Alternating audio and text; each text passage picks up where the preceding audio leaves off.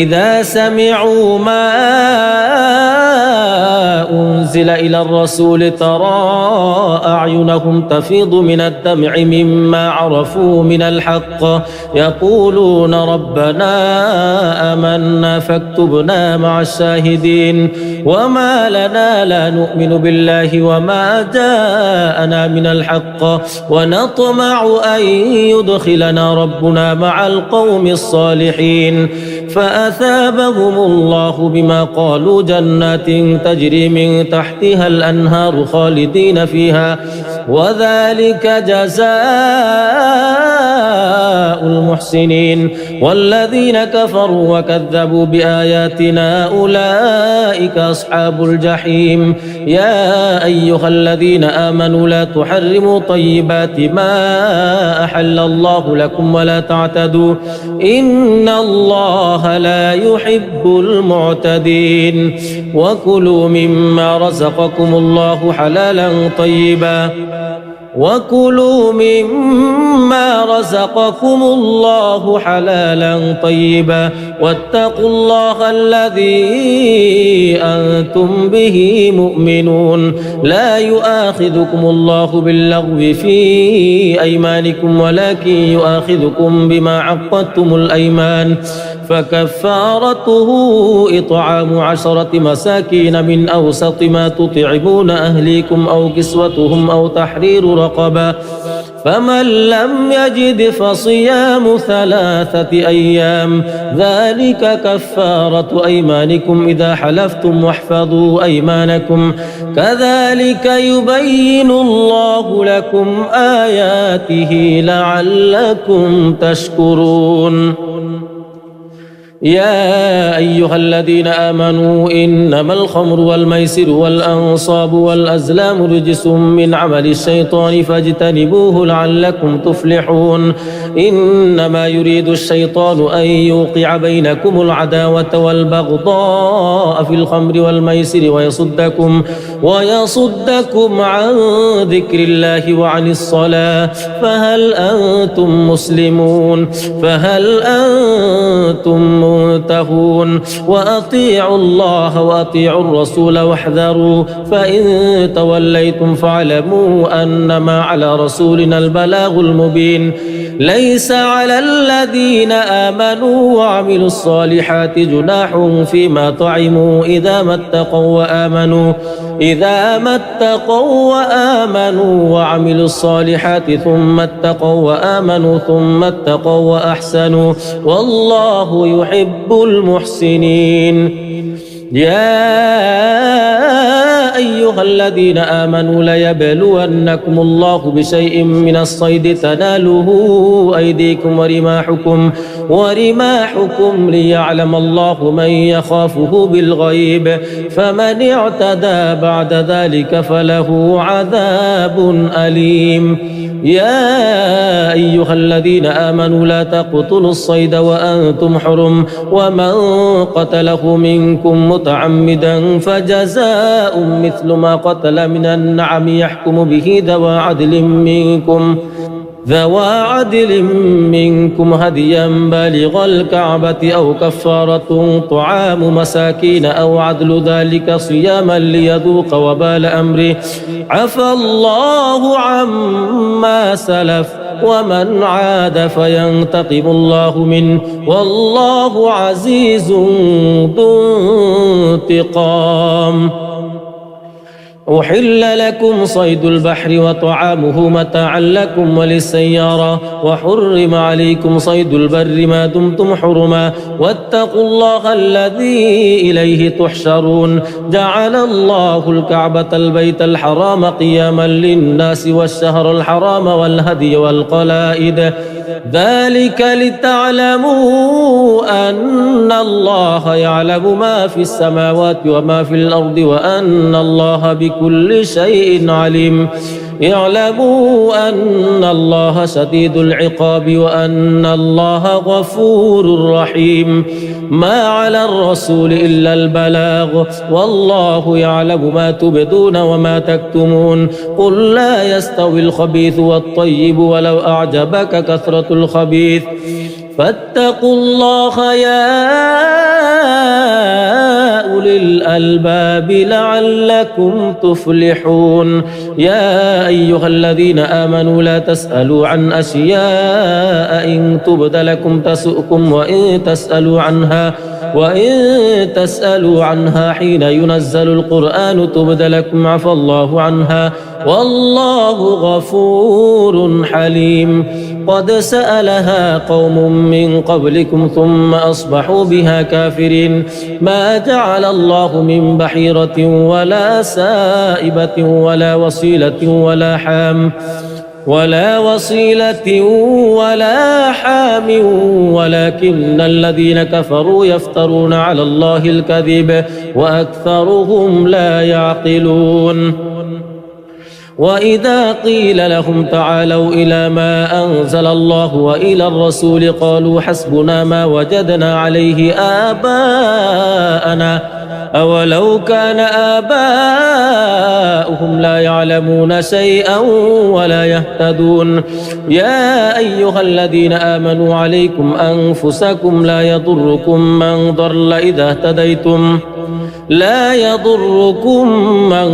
إذا اهتديتم إلى الله مرجعكم جميعا فينبئكم بما كنتم تعملون. يا أيها الذين آمنوا شهادة بينكم إذا حضر أحدكم الموت حين الوصية اثنان ذوا عدل منكم أو آخران من غيركم إن أنتم ضربتم في الأرض فأصابتكم مصيبة الموت تحبسونهما من بعد الصلاة فيقسمان بالله إن ارتبتم لا نشتري به ثمنا ولو كان ذا قربى ولا نكتم شهادة الله إنا إذا لمن الآثمين. فإن عثر على أنهما استحقا إثما فآخران يقومان مقامهما من الذين استحق عليهم الأوليان فيقسمان بالله لشهادتنا أحق من شهادتهما وما اعتدينا إنا إذا لمن الظالمين. ذلك أدنى أن يأتوا بالشهادة على وجهها أو يخافوا أن ترد أيمان بعد أيمانهم واتقوا الله واسمعوا والله لا يهدي القوم الفاسقين. يوم يجمع الله الرسل فيقول ماذا أجبتم قالوا لا علم لنا إنك أنت علام الغيوب. إذ قال الله يا عيسى ابن مريم اذكر نعمتي عليك وعلى والدتك إذ أيدتك بروح القدس تكلم الناس في المهد وكهلا وإذ علمتك الكتاب والحكمة والتوراة والإنجيل وإذ تخلق من الطين كهيئة الطير بإذني فتنفخ فيها فتكون طيرا بإذني وتبرئ الأكمه والأبرص بإذني وإذ تخرج الموتى بإذني وإذ كففت بني إسرائيل عنك إذ جئتهم بالبينات فقال الذين كفروا منهم إن هذا إلا سحر مبين. وإذ أوحيت إلى الحواريين أن آمنوا بي وبرسولي قالوا آمنا واشهد بأننا مسلمون. إذ قال الحواريون يا عيسى ابن مريم هل يستطيع ربك أن ينزل علينا مائدة من السماء قال اتقوا الله إن كنتم مؤمنين. قالوا نريد أن نأكل منها وتطمئن قلوبنا ونعلم أن قد صدقتنا ونكون عليها من الشاهدين. قال عيسى ابن مريم اللهم ربنا أنزل علينا مائدة من السماء تكون لنا عيدا لأولنا وآخرنا وآية منك وارزقنا وأنت خير الرازقين قال الله إني منزلها عليكم فمن يكفر بعد منكم فإني أعذبه عذابا لا أعذبه أحدا من العالمين وإذ قال الله يا عيسى ابن مريم أأنت قلت للناس اتخذوني وأمي إلهين من دون الله قال سبحانك ما يكون لي أن أقول ما ليس لي بحق إن كنت قلته فقد علمته تعلم ما في نفسي ولا أعلم ما في نفسك إنك أنت علام الغيوب ما قلت لهم إلا ما أمرتني به أن اعبدوا الله ربي وربكم وكنت عليهم شهيدا ما دمت فيهم فلما توفيتني كنت أنت الرقيب عليهم وأنت على كل شيء شهيد إن تعذبهم فإنهم عبادك وإن تغفر لهم فإنك أنت العزيز الحكيم قال الله هذا يوم ينفع الصادقين صدقهم لهم جنات تجري من تحتها الأنهار خالدين فيها أبدا رضي الله عنهم ورضوا عن ذلك الفوز العظيم لله ملك السماوات والأرض وما فيهن وهو على كل شيء قدير بسم الله الرحمن الرحيم الحمد لله الذي خلق السماوات والأرض وجعل الظلمات والنور ثم الذين كفروا بربهم يعدلون هو الذي خلقكم من طين ثم قضى أجلا وأجل مسمى عنده ثم أنتم تمترون وهو الله في السماوات وفي الأرض يعلم سركم وجهركم ويعلم ما تكسبون وما تأتيهم من آية من آيات ربهم إلا كانوا عنها معرضين فقد كذبوا بالحق لما جاءهم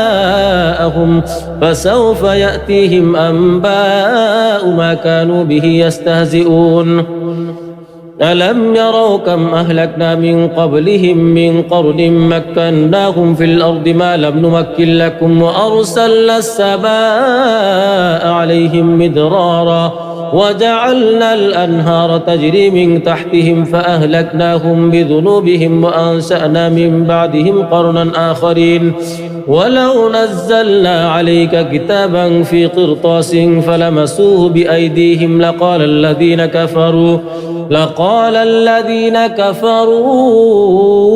إن هذا إلا سحر مبين وقالوا لولا أنزل عليه ملك ولو أنزلنا ملكا لقضي الأمر ثم لا ينظرون ولو جعلناه ملكا لجعلناه رجلا وللبسنا عليهم ما يلبسون ولقد استهزئ برسل من قبلك فحاق بالذين سخروا منهم ما كانوا به يستهزئون قل سيروا في الأرض ثم انظروا كيف كان عاقبة المكذبين قل لمن ما في السماوات والأرض قل لله كتب على نفسه الرحمة ليجمعنكم إلى يوم القيامة لا ريب فيه ولكن لا ريب فيه الذين خسروا أنفسهم فهم لا يؤمنون وله ما سكن في الليل والنهار وهو السميع العليم قل أغير الله يتخذ وليا فاطر السماوات والأرض وهو يطعم ولا يطعم قل إني أمرت أن أكون أول من أسلم ولا تكونن من المشركين قل إني أخاف إن عصيت ربي عذاب يوم عظيم من يصرف عنه يومئذ فقد رحمه وذلك الفوز المبين وإن يمسسك الله بضر فلا كاشف له إلا هو وإن يمسسك بخير فهو على كل شيء قدير وهو القاهر فوق عباده وهو الحكيم الخبير قل أي شيء أكبر شهادة قل الله شهيد بيني وبينكم وأوحي إلي هذا القرآن لأنذركم به ومن بلغ أئنكم لتشهدون أن مع الله آلهة أخرى قل لا أشهد قل إنما هو إله واحد وإنني بريء مما تشركون الذين آتيناهم الكتاب يعرفونه كما يعرفون أبناءهم الذين خسروا أنفسهم فهم لا يؤمنون ومن أظلم ممن افترى على الله كذبا أو كذب بآياته إنه لا يفلح الظالمون ويوم نحشرهم جميعا ثم نقول للذين أشركوا أين شركاؤكم الذين كنتم تزعمون ثم لم تكن فتنتهم إلا أن قالوا والله ربنا ما كنا مشركين انظر كيف كذبوا على أنفسهم وضل عنهم ما كانوا يفترون ومنهم من يستمع إليك وجعلنا على قلوبهم أكنة أن يفقهوه وفي آذانهم وقرا وإن يروا كل آية لا يؤمنوا بها حتى إذا جاءوك يجادلونك يقول الذين كفروا إن هذا إلا أساطير الأولين وهم ينهون عنه وينأون عنه وإن يهلكون إلا أنفسهم وما يشعرون ولو ترى إذ وقفوا على النار فقالوا يا ليتنا نرد ولا نكذب بآيات ربنا ونكون من المؤمنين بل بدا لهم ما كانوا يخفون من قبل ولو ردوا لعادوا لما نهوا عنه وإنهم لكاذبون وقالوا إن هي إلا حياتنا الدنيا وما نحن بمبعوثين ولو ترى إذ وقفوا على ربهم قال أليس هذا بالحق قالوا بلى وربنا قال فذوقوا العذاب بما كنتم تكفرون قد خسر الذين كذبوا بلقاء الله حتى إذا جاءتهم الساعة بغتة قالوا يا حسرتنا على ما فرطنا فيها وهم يحملون أوزارهم على ظهورهم ألا ساء ما يزرون وما الحياة الدنيا إلا لعب ولهو وللدار الآخرة خير للذين يتقون أفلا تعقلون قد نعلم إنه ليحزنك الذي يقولون فإنهم لا يكذبونك ولكن الظالمين بآيات الله يجحدون ولقد كذبت رسل من قبلك فصبروا على ما كذبوا وأوذوا حتى أتاهم نصرنا ولا مبدل لكلمات الله ولقد جاءك من نبأ المرسلين وإن كان كبر عليك إعراضهم فإن استطعت أن تبتغي نفقا في الأرض أو سلما في السماء فتأتيهم بآية ولو شاء الله لجمعهم على الهدى فلا تكونن من الجاهلين إنما يستجيب الذين يسمعون والموتى يبعثهم الله ثم إليه يرجعون وقالوا لولا نزل عليه آية من ربه قل إن الله قادر على أن ينزل آية ولكن أكثرهم لا يعلمون وما من دابة في الأرض ولا طائر يطير بجناحيه إلا أمم أمثالكم ما فرطنا في الكتاب من شيء ثم إلى ربهم يحشرون والذين كذبوا بآياتنا صم وبكم في الظلمات من يشاء الله يضلله ومن يشاء يجعله على صراط مستقيم قل أرأيتكم إن أتاكم عذاب الله أو أتتكم الساعة وغير الله تدعون إن كنتم صادقين بل إياه تدعون فيكشف ما تدعون إليه إن شاء وتنسون ما تشركون ولقد أرسلنا إلى أمم من قبلك فأخذناهم بالبأساء والضراء لعلهم يتضرعون فلولا إذ جاءهم بأسنا تضرعوا ولكن قست قلوبهم وزين لهم الشيطان ما كانوا يعملون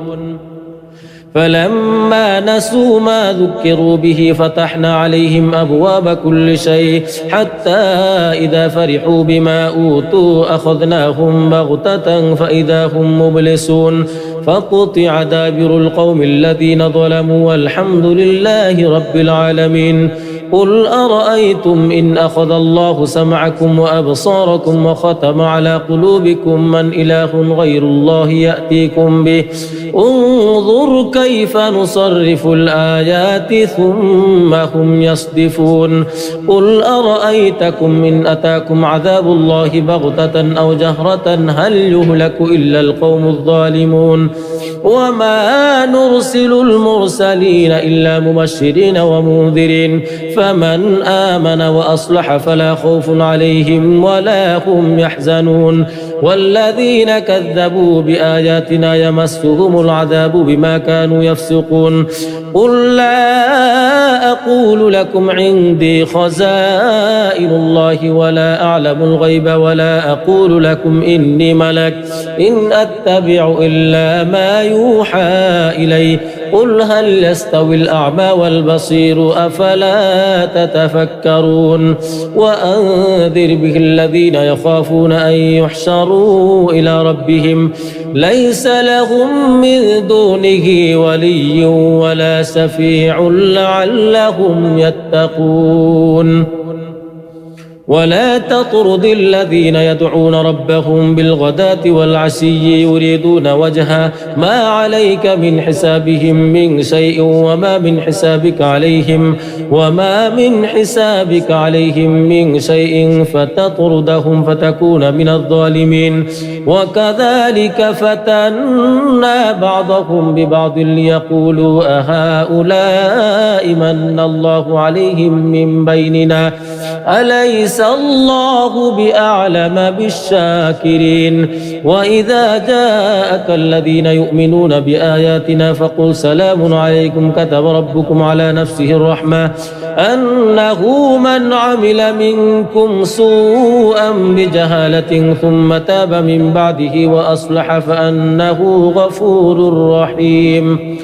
وكذلك نفصل الآيات ولتستبين سبيل المجرمين قل إني نهيت أن أعبد الذين تدعون من دون الله قل لا أتبع أهواءكم قد ضللت إذا وما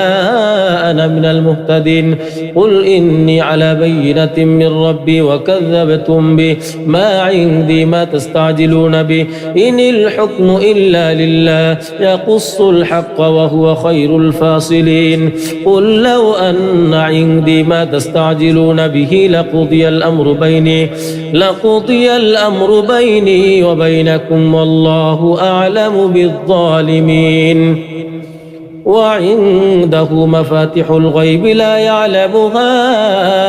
إلا هو ويعلم ما في البر والبحر وما تسقط من ورقة إلا يعلمها ولا حبة في ظلمات الأرض ولا رطب ولا يابس إلا في كتاب مبين وهو الذي يتوفاكم بالليل ويعلم ما جرحتم بالنهار ثم يبعثكم فيه ليقضى أجل مسمى ثم إليه مرجعكم ثم ينبئكم بما كنتم تعملون وهو القاهر فوق عباده ويرسل عليكم حفظا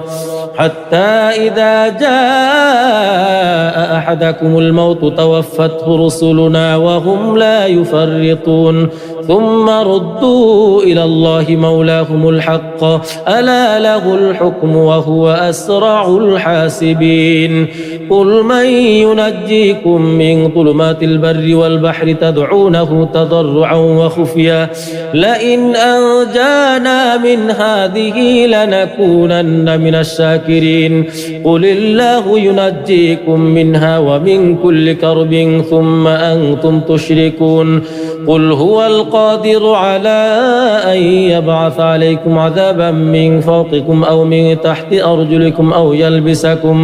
أو يلبسكم شيعا ويذيق بعضكم بأس بعض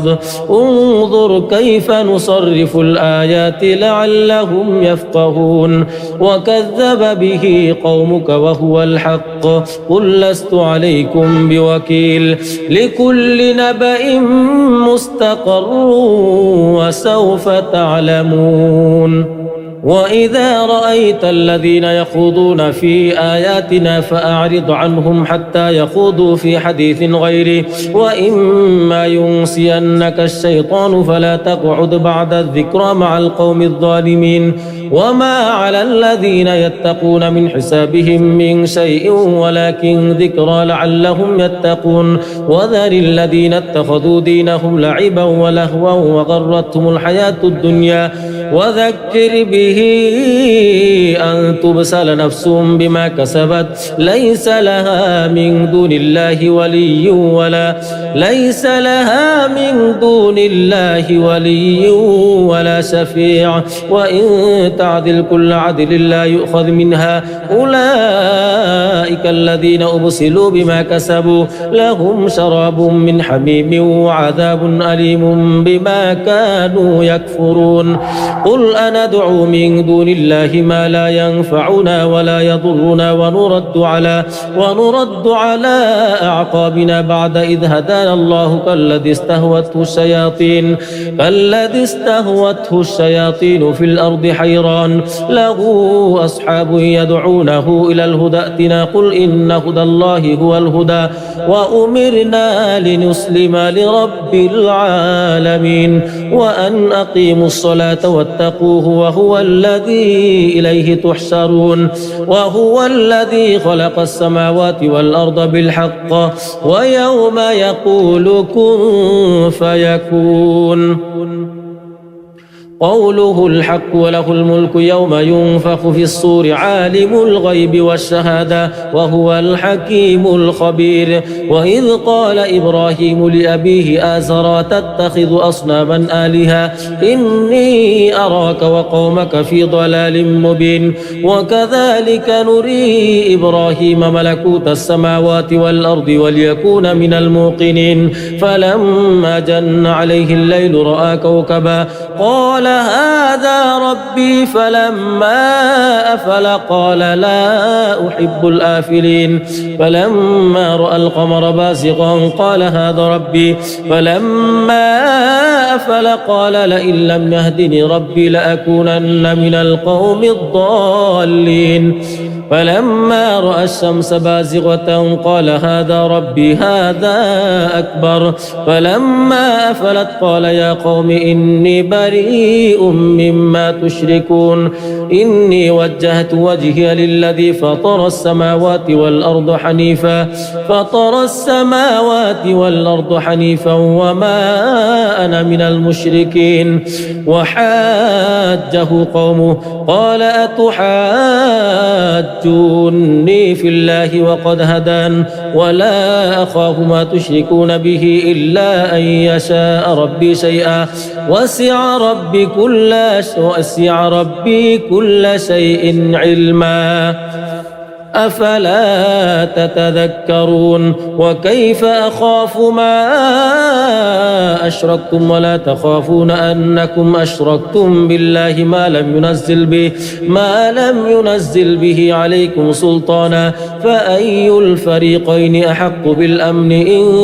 كنتم تعلمون الذين آمنوا ولم يلبسوا إيمانهم بظلم أولئك لهم الأمن وهم مهتدون وتلك حجتنا آتيناها إبراهيم على قومه نرفع درجات من نشاء إن ربك حكيم عليم ووهبنا له إسحاق ويعقوب كلا هدينا ونوحا هدينا من قبل ومن ذريته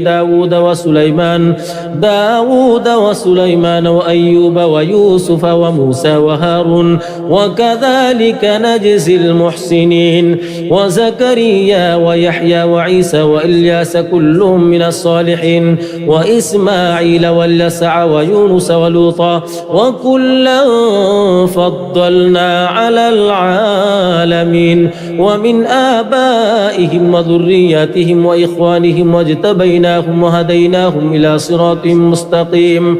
ذلك هدى الله يهدي به من يشاء من عباده ولو أشركوا لحبط عنهم ما كانوا يعملون أولئك الذين آتيناهم الكتاب والحكم والنبوة فإن يكفر بها هؤلاء فقد وكلنا بها قوما ليسوا بها بكافرين أولئك الذين هدى الله فبهداه مقتدي قل لا أسألكم عليه أجرا إن هو إلا ذكرى للعالمين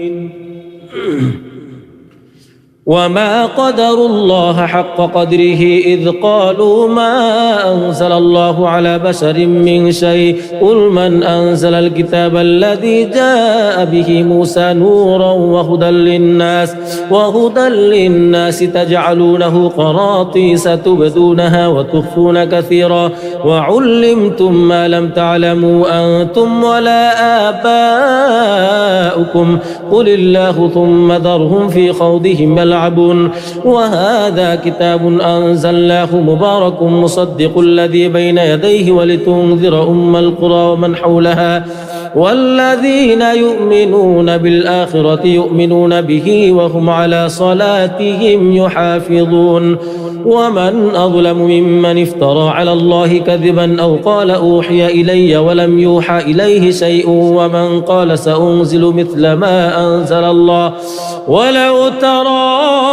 إذ الظالمون في غمرات الموت والملائكة باسطوا أيديهم أخرجوا أنفسكم اليوم تجزون عذاب الهون بما كنتم تقولون على الله غير الحق وكنتم عن آياته تستكبرون ولقد جئتمونا فرادا كما خلقناكم أول مرة وتركتم ما خولناكم وراء ظهوركم وما نرى معكم شفعاءكم الذين زعمتم أنهم فيكم شركاء لقد تقطع بينكم وضل عنكم ما كنتم تزعمون إن الله فالق الحب والنوى يخرج الحي من الميت ومخرج الميت من الحي ذلكم الله فأنى تؤفكون فالق الإصباح وجعل الليل سكنا والشمس والقمر حسبانا ذلك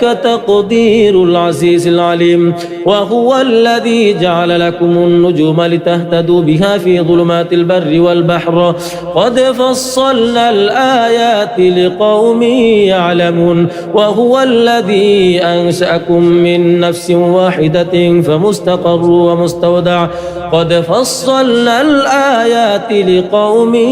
يفقهون وهو الذي أنزل من السماء ماء فأخرجنا به نبات كل شيء فأخرجنا منه خضرا نخرج منه حبا متراكبا ومن النخل من طلعها قنوان دانية وجنات من أعناب والزيتون والرمان مشتبها وغير متشابه انظروا إلى ثمره إذا أثمر وينعي إن في ذلكم لآيات لقوم يؤمنون وجعلوا لله شركاء الجن وخلقهم وخرقوا له بنين وبنات بغير علم سبحانه وتعالى عما يصفون بديع السماوات والأرض أنى يكون له ولد ولم تكن له صاحبة وخلق كل شيء وهو بكل شيء عليم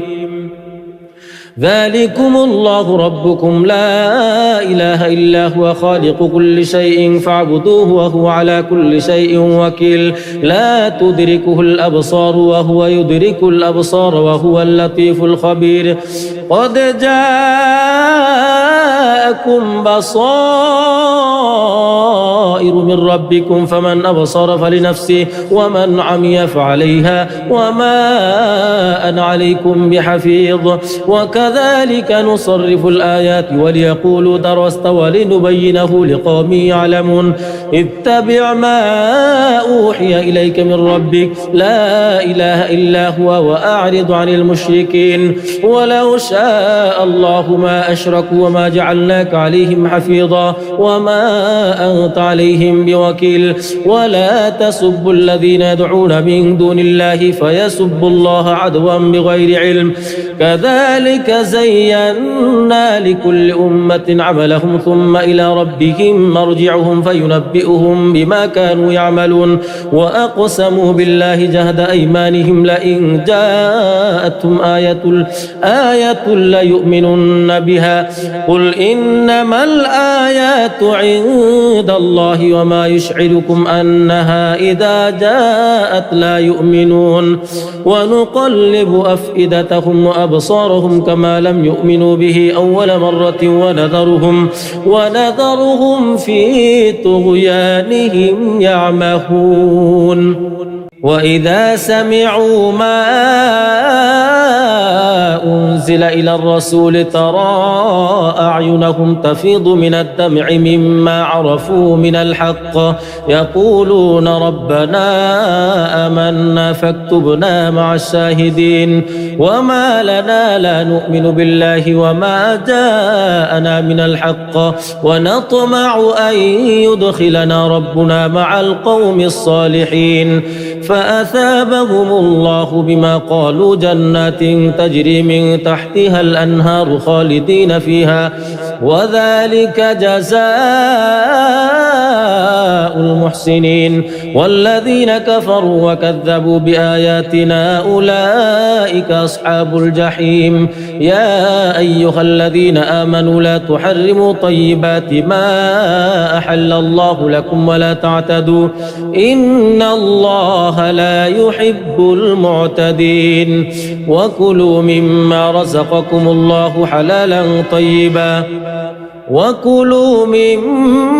رزقكم الله حلالا طيبا واتقوا الله الذي أنتم به مؤمنون لا يؤاخذكم الله باللغو في أيمانكم ولكن يؤاخذكم بما عقدتم الأيمان فكفارته إطعام 10 مساكين من أوسط ما تطعمون أهليكم أو كسوتهم أو تحرير رقبة فمن لم يجد فصيام 3 أيام ذلك كفارة أيمانكم إذا حلفتم واحفظوا أيمانكم كذلك يبين الله لكم آياته لعلكم تشكرون يا أيها الذين آمنوا إنما الخمر والميسر والأنصاب والأزلام رجس من عمل الشيطان فاجتنبوه لعلكم تفلحون إنما يريد الشيطان أن يوقع بينكم العداوة والبغضاء في الخمر والميسر ويصدكم عن ذكر الله وعن الصلاة فهل أنتم مسلمون فهل أنتم منتهون وأطيعوا الله وأطيعوا الرسول واحذروا فإن توليتم فاعلموا أنما على رسولنا البلاغ المبين ليس على الذين آمنوا وعملوا الصالحات جناح فيما طعموا إذا ما اتقوا وآمنوا وعملوا الصالحات ثم اتقوا وآمنوا ثم اتقوا وأحسنوا والله يحب المحسنين يا أيها الذين آمنوا ليبلونكم الله بشيء من الصيد تناله أيديكم ورماحكم ليعلم الله من يخافه بالغيب فمن اعتدى بعد ذلك فله عذاب أليم يا أيها الذين آمنوا لا تقتلوا الصيد وأنتم حرم ومن قتله منكم متعمدا فجزاء مثل ما قتل من النعم يحكم به ذوى عدل منكم هديا بالغ الكعبة أو كفارة طعام مساكين أو عدل ذلك صياما ليذوق وبال أمره عفى الله عما سلف ومن عاد فينتقم الله منه والله عزيز ذو انتقام أحل لكم صيد البحر وطعامه متاعا لكم وللسيارة وحرم عليكم صيد البر ما دمتم حرما واتقوا الله الذي إليه تحشرون جعل الله الكعبة البيت الحرام قياما للناس والشهر الحرام والهدي والقلائد ذلك لتعلموا أن الله يعلم ما في السماوات وما في الأرض وأن الله بكل شيء عليم اعلموا أن الله شديد العقاب وأن الله غفور رحيم ما على الرسول إلا البلاغ والله يعلم ما تبدون وما تكتمون قل لا يستوي الخبيث والطيب ولو أعجبك كثرة الخبيث فاتقوا الله يا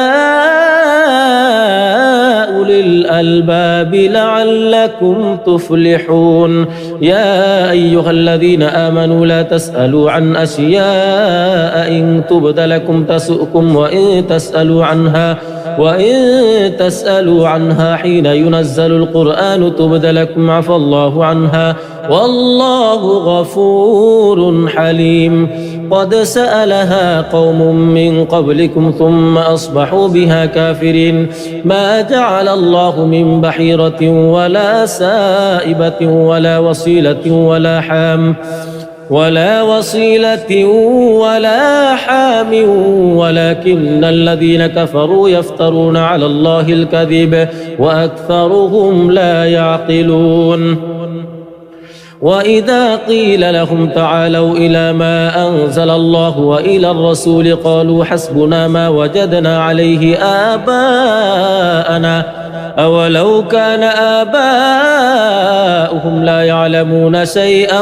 ولا يهتدون يا أيها الذين آمنوا عليكم أنفسكم لا يضركم من ضل إذا اهتديتم إلى الله مرجعكم جميعا فينبئكم بما كنتم تعملون يا أيها الذين آمنوا شهادة بينكم إذا حضر أحدكم الموت حين الوصية اثنان ذوا عدل منكم أو آخران من غيركم إن أنتم ضربتم في الأرض فأصابتكم مصيبة الموت تحبسونهما من بعد الصلاة فيقسمان بالله إن ارتبتم لا نشتري به ثمنا ولو كان ذا قربى ولا نكتم شهادة الله إنا إذا لمن الآثمين فإن عثر على أنهما استحقا إثما فآخران يقومان مقامهما من الذين استحق عليهم الأوليان فيقسمان بالله لشهادتنا أحق من شهادتهما وما اعتدينا إنا إذا لمن الظالمين ذلك أدنى أن يأتوا بالشهادة على وجهها أو يخافوا أن ترد أيمان بعد أيمانهم واتقوا الله واسمعوا والله لا يهدي القوم الفاسقين يوم يجمع الله الرسل فيقول ماذا أجبتم قالوا لا علم لنا إنك أنت علام الغيوب إذ قال الله يا عيسى ابن مريم اذكر نعمتي عليك وعلى والدتك إذ أيدتك بروح القدس تكلم الناس في المهد وكهلا وإذ علمتك الكتاب والحكمة والتوراة والإنجيل وإذ تخلق من الطين كهيئة الطير بإذني فتنفخ فيها فتكون طيرا بإذني وتبرئ الأكمه والأبرص بإذني وإذ تخرج الموتى بإذني وإذ كففت بني إسرائيل عنك إذ جئتهم بالبينات فقال الذين كفروا منهم إن هذا إلا سحر مبين وإذ أوحيت إلى الحواريين أن آمنوا بي وبرسولي قالوا آمنا واشهد بأننا مسلمون إذ قال الحواريون يا عيسى ابن مريم هل يستطيع ربك أن ينزل علينا مائدة من السماء قال اتقوا الله إن كنتم مؤمنين قالوا نريد أن نأكل منها وتطمئن قلوبنا ونعلم أن قد صدقتنا ونكون عليها من الشاهدين قال عيسى ابن مريم اللهم ربنا أنزل علينا مائدة من السماء تكون لنا عيدا لأولنا وآخرنا وآية منك وارزقنا وأنت خير الرازقين قال الله إني منزلها عليكم فمن يكفر بعد منكم فإني أعذبه عذابا لا أعذبه أحدا من العالمين وإذ قال الله يا عيسى ابن مريم أأنت قلت للناس اتخذوني وأمي إلهين من دون الله قال سبحانك ما يكون لي أن أقول ما ليس لي بحق إن كنت قلته فقد علمته تعلم ما في نفسي ولا أعلم ما في نفسك إنك أنت علام الغيوب ما قلت لهم إلا ما أمرتني به أن اعبدوا الله ربي وربكم وكنت عليهم شهيدا ما دمت فيهم فلما توفيتني كنت أنت الرقيب عليهم وأنت على كل شيء شهيد إن تعذبهم فإنهم عبادك وإن تغفر لهم فإنك أنت العزيز الحكيم قال الله هذا يوم ينفع الصادقين صدقهم لهم جنات تجري من تحتها الأنهار خالدين فيها أبدا رضي الله عنهم ورضوا عنه ذلك الفوز العظيم لله ملك السماوات والأرض وما فيهن وهو على كل شيء قدير بسم الله الرحمن الرحيم الحمد لله الذي خلق السماوات والأرض وجعل الظلمات والنور ثم الذين كفروا بربهم يعدلون هو الذي خلقكم من طين ثم قضى أجلا وأجل مسمى عنده ثم أنتم تمترون وهو الله في السماوات وفي الأرض يعلم سركم وجهركم ويعلم ما تكسبون وما تأتيهم من آية من آيات ربهم إلا كانوا عنها معرضين فقد كذبوا بالحق لما جاءهم فسوف يأتيهم أنباء ما كانوا به يستهزئون ألم يروا كم أهلكنا من قبلهم من قرن مكناهم في الأرض ما لم نمكن لكم وأرسلنا السماء عليهم مدرارا وجعلنا الأنهار تجري من تحتهم فأهلكناهم بذنوبهم وأنشأنا من بعدهم قرنا آخرين ولو نزلنا عليك كتابا في قرطاس فلمسوه بأيديهم لقال الذين كفروا إن هذا إلا سحر مبين وقالوا لولا أنزل عليه ملك ولو أنزلنا ملكا لقضي الأمر ثم لا ينظرون ولو جعلناه ملكا لجعلناه رجلا وللبسنا عليهم ما يلبسون ولقد استهزئ برسل من قبلك فحاق بالذين سخروا منهم ما كانوا به يستهزئون قل سيروا في الأرض ثم انظروا كيف كان عاقبة المكذبين قل لمن ما في السماوات والأرض قل لله كتب على نفسه الرحمة ليجمعنكم إلى يوم القيامة لا ريب فيه ولكن لا ريب فيه الذين خسروا أنفسهم فهم لا يؤمنون وله ما سكن في الليل والنهار وهو السميع العليم قل أغير الله يتخذ وليا فاطر السماوات والأرض وهو يطعم ولا يطعم قل إني أمرت أن أكون أول من أسلم ولا تكونن من المشركين قل إني أخاف إن عصيت ربي عذاب يوم عظيم من يصرف عنه يومئذ فقد رحمه وذلك الفوز المبين وإن يمسسك الله بضر فلا كاشف له إلا هو وإن يمسسك بخير فهو على كل شيء قدير وهو القاهر فوق عباده وهو الحكيم الخبير قل أي شيء أكبر شهادة قل الله شهيد بيني وبينكم وأوحي إلي هذا القرآن لأنذركم به ومن بلغ أئنكم لتشهدون أن مع الله آلهة أخرى قل لا أشهد قل إنما هو إله واحد وإنني بريء مما تشركون الذين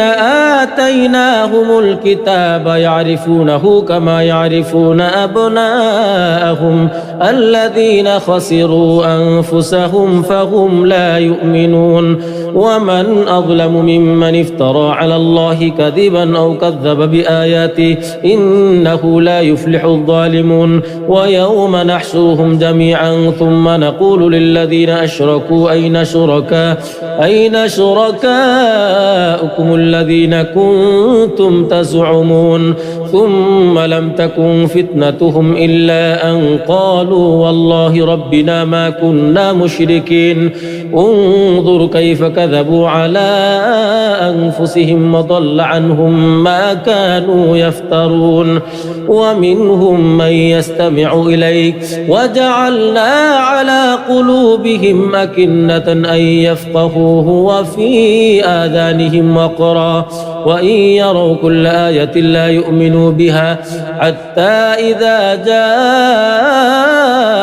جاءوك يجادلونك يقول الذين كفروا إن هذا إلا أساطير الأولين وهم ينهون عنه وينأون عنه وإن يهلكون إلا أنفسهم وما يشعرون ولو ترى إذ وقفوا على النار فقالوا يا ليتنا نرد ولا نكذب بآيات ربنا ونكون من المؤمنين بل بدا لهم ما كانوا يخفون من قبل ولو ردوا لعادوا لما نهوا عنه وإنهم لكاذبون وقالوا إن هي إلا حياتنا الدنيا وما نحن بمبعوثين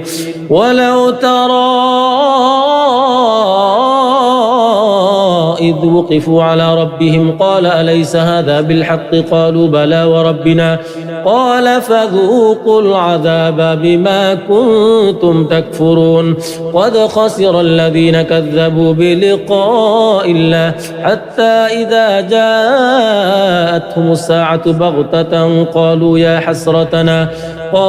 يا حسرتنا على ما فرطنا فيها وهم يحملون أوزارهم على ظهورهم ألا ساء ما يزرون وما الحياة الدنيا إلا لعب ولهو وللدار الآخرة خير للذين يتقون أفلا تعقلون قد نعلم إنه ليحزنك الذي يقولون فإنهم لا يكذبونك ولكن الظالمين بآيات الله يجحدون ولقد كذبت رسل من قبلك فصبروا على ما كذبوا وأوذوا حتى أتاهم نصرنا ولا مبدل لكلمات الله ولقد جاءك من نبأ المرسلين وإن كان كبر عليك إعراضهم فإن استطعت أن تبتغي نفقا في الأرض أو سلما في السماء فتأتيهم بآية ولو شاء الله لجمعهم على الهدى فلا تكونن من الجاهلين إنما يستجيب الذين يسمعون والموتى يبعثهم الله ثم إليه يرجعون وقالوا لولا نزل عليه آية من ربه قل إن الله قادر على أن ينزل آية ولكن أكثرهم لا يعلمون وما من دابة في الأرض ولا طائر يطير بجناحيه إلا أمم أمثالكم ما فرطنا في الكتاب من شيء ثم إلى ربهم يحشرون والذين كذبوا بآياتنا صم وبكم في الظلمات من يشاء الله يضلله ومن يشاء يجعله على صراط مستقيم قل أرأيتكم إن أتاكم عذاب الله أو أتتكم الساعة وغير الله تدعون إن كنتم صادقين بل إياه تدعون فيكشف ما تدعون إليه إن شاء وتنسون ما تشركون ولقد أرسلنا إلى أمم من قبلك فأخذناهم بالبأساء والضراء لعلهم يتضرعون فلولا إذ جاءهم بأسنا تضرعوا ولكن قست قلوبهم وزين لهم الشيطان ما كانوا يعملون فلما نسوا ما ذكروا به فتحنا عليهم أبواب كل شيء حتى إذا فرحوا بما أوتوا أخذناهم بغتة فإذا هم مبلسون فقطع دابر القوم الذين ظلموا والحمد لله رب العالمين قل أرأيتم إن أخذ الله سمعكم وأبصاركم وختم على قلوبكم من إله غير الله يأتيكم به انظر كيف نصرف الآيات ثم هم يصدفون قل أرأيتكم إن أتاكم عذاب الله بغتة أو جهرة هل يهلك إلا القوم الظالمون وما نرسل المرسلين إلا مبشرين ومنذرين فمن آمن وأصلح فلا خوف عليهم ولا هم يحزنون والذين كذبوا بآياتنا يمسهم العذاب بما كانوا يفسقون قل لا أقول لكم عندي خزائن الله ولا أعلم الغيب ولا أقول لكم إني ملك إن أتبع إلا ما يوحى إلي قل هل يستوي الأعمى والبصير أفلا تتفكرون وأنذر به الذين يخافون أن يحشروا إلى ربهم ليس لهم من دونه ولي ولا شفيع لعلهم يتقون ولا تطرد الذين يدعون ربهم بالغداة والعشي يريدون وجهه ما عليك من حسابهم من شيء وما من حسابك عليهم من شيء فتطردهم فتكون من الظالمين وكذلك فتنا بعضهم ببعض ليقولوا أهؤلاء من الله عليهم من بيننا أليس الله بأعلم بالشاكرين وإذا جاءك الذين يؤمنون بآياتنا فقل سلام عليكم كتب ربكم على نفسه الرحمة أنه من عمل منكم سوءا بجهالة ثم تاب من بعده وأصلح فأنه غفور رحيم وكذلك نفصل الآيات ولتستبين سبيل المجرمين قل إني نهيت أن أعبد الذين تدعون من دون الله قل لا أتبع أهواءكم قد ضللت إذا وما أنا من المهتدين قل إني على بينة من ربي وكذبتم به ما عندي ما تستعجلون به إن الحكم إلا لله يقص الحق وهو خير الفاصلين قل لو أن عندي ما تستعجلون به لقضي الأمر بيني وبينكم والله أعلم بالظالمين وعنده مفاتح الغيب لا يعلمها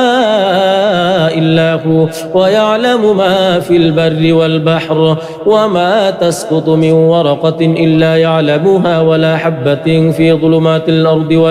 ولا رطب ولا يابس إلا في كتاب مبين وهو الذي يتوفاكم بالليل ويعلم ما جرحتم بالنهار ثم يبعثكم فيه ليقضى أجل مسمى ثم إليه مرجعكم ثم ينبئكم بما كنتم تعملون وهو القاهر فوق عباده ويرسل عليكم حفظا حتى إذا جاء أحدكم الموت توفته رسلنا وهم لا يفرطون ثم ردوا إلى الله مولاهم الحق ألا له الحكم وهو أسرع الحاسبين قل من ينجيكم من ظلمات البر والبحر تدعونه تضرعا وخفيا لئن أنجانا من هذه لنكونن من الشاكرين قل الله ينجيكم منها ومن كل كرب ثم أنتم تشركون قل هو القادر على أن يبعث عليكم عذابا من فوقكم أو من تحت أرجلكم أو يلبسكم شيعا ويذيق بعضكم بأس بعض انظر كيف نصرف الآيات لعلهم يفقهون وكذب به قومك وهو الحق قل لست عليكم بوكيل لكل نبأ مستقر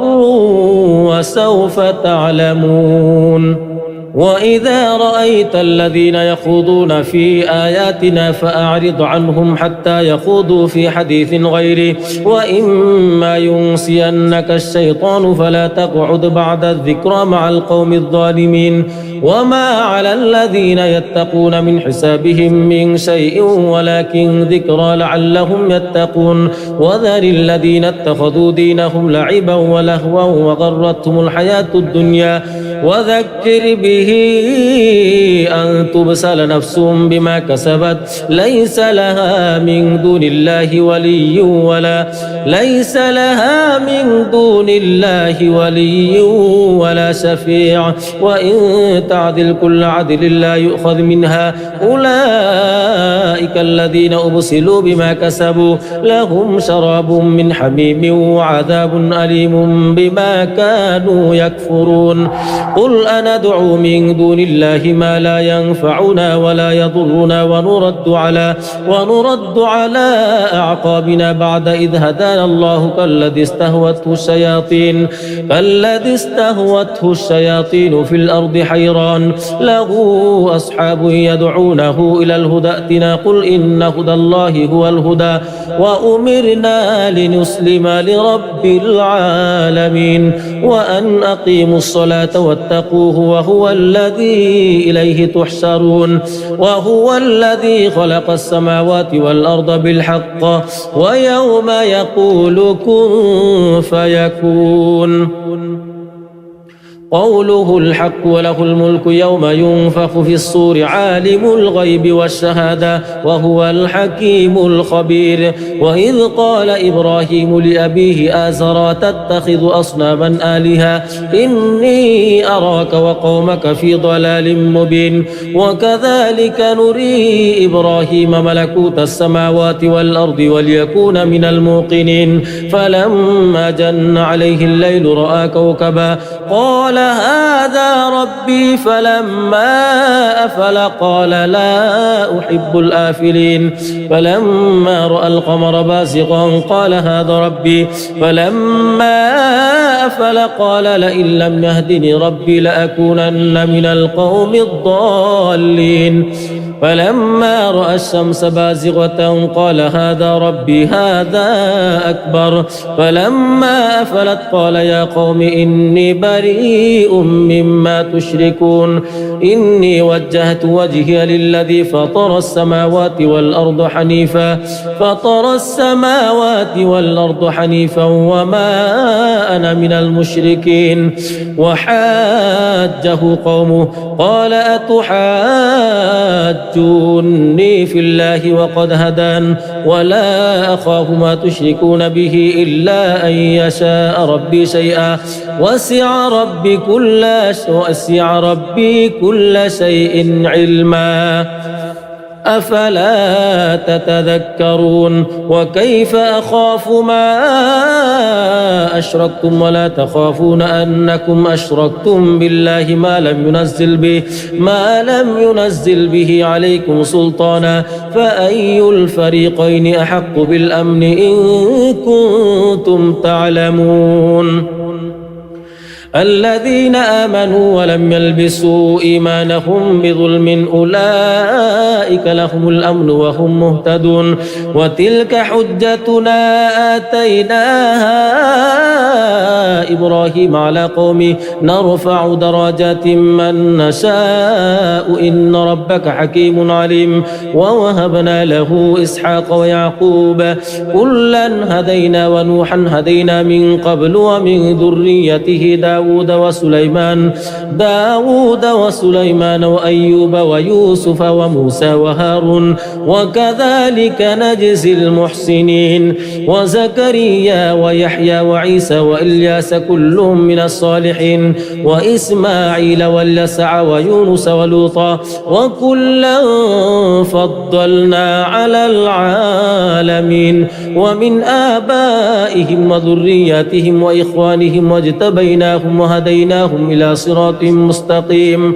ذلك هدى الله يهدي به من يشاء من عباده ولو أشركوا لحبط عنهم ما كانوا يعملون أولئك الذين آتيناهم الكتاب والحكم والنبوة فإن يكفر بها هؤلاء فقد وكلنا بها قوما ليسوا بها بكافرين أولئك الذين هدى الله فبهداه مقتدي قل لا أسألكم عليه أجرا إن هو إلا ذكرى للعالمين وما قدروا الله حق قدره إذ قالوا ما أنزل الله على بشر من شيء قل من أنزل الكتاب الذي جاء به موسى نورا وهدى للناس تجعلونه قراطيس تبدونها وتخفون كثيرا وعلمتم ما لم تعلموا أنتم ولا آباؤكم قل الله ثم ذرهم في خوضهم يلعبون وهذا كتاب أنزلناه مبارك مصدق الذي بين يديه ولتنذر أم القرى ومن حولها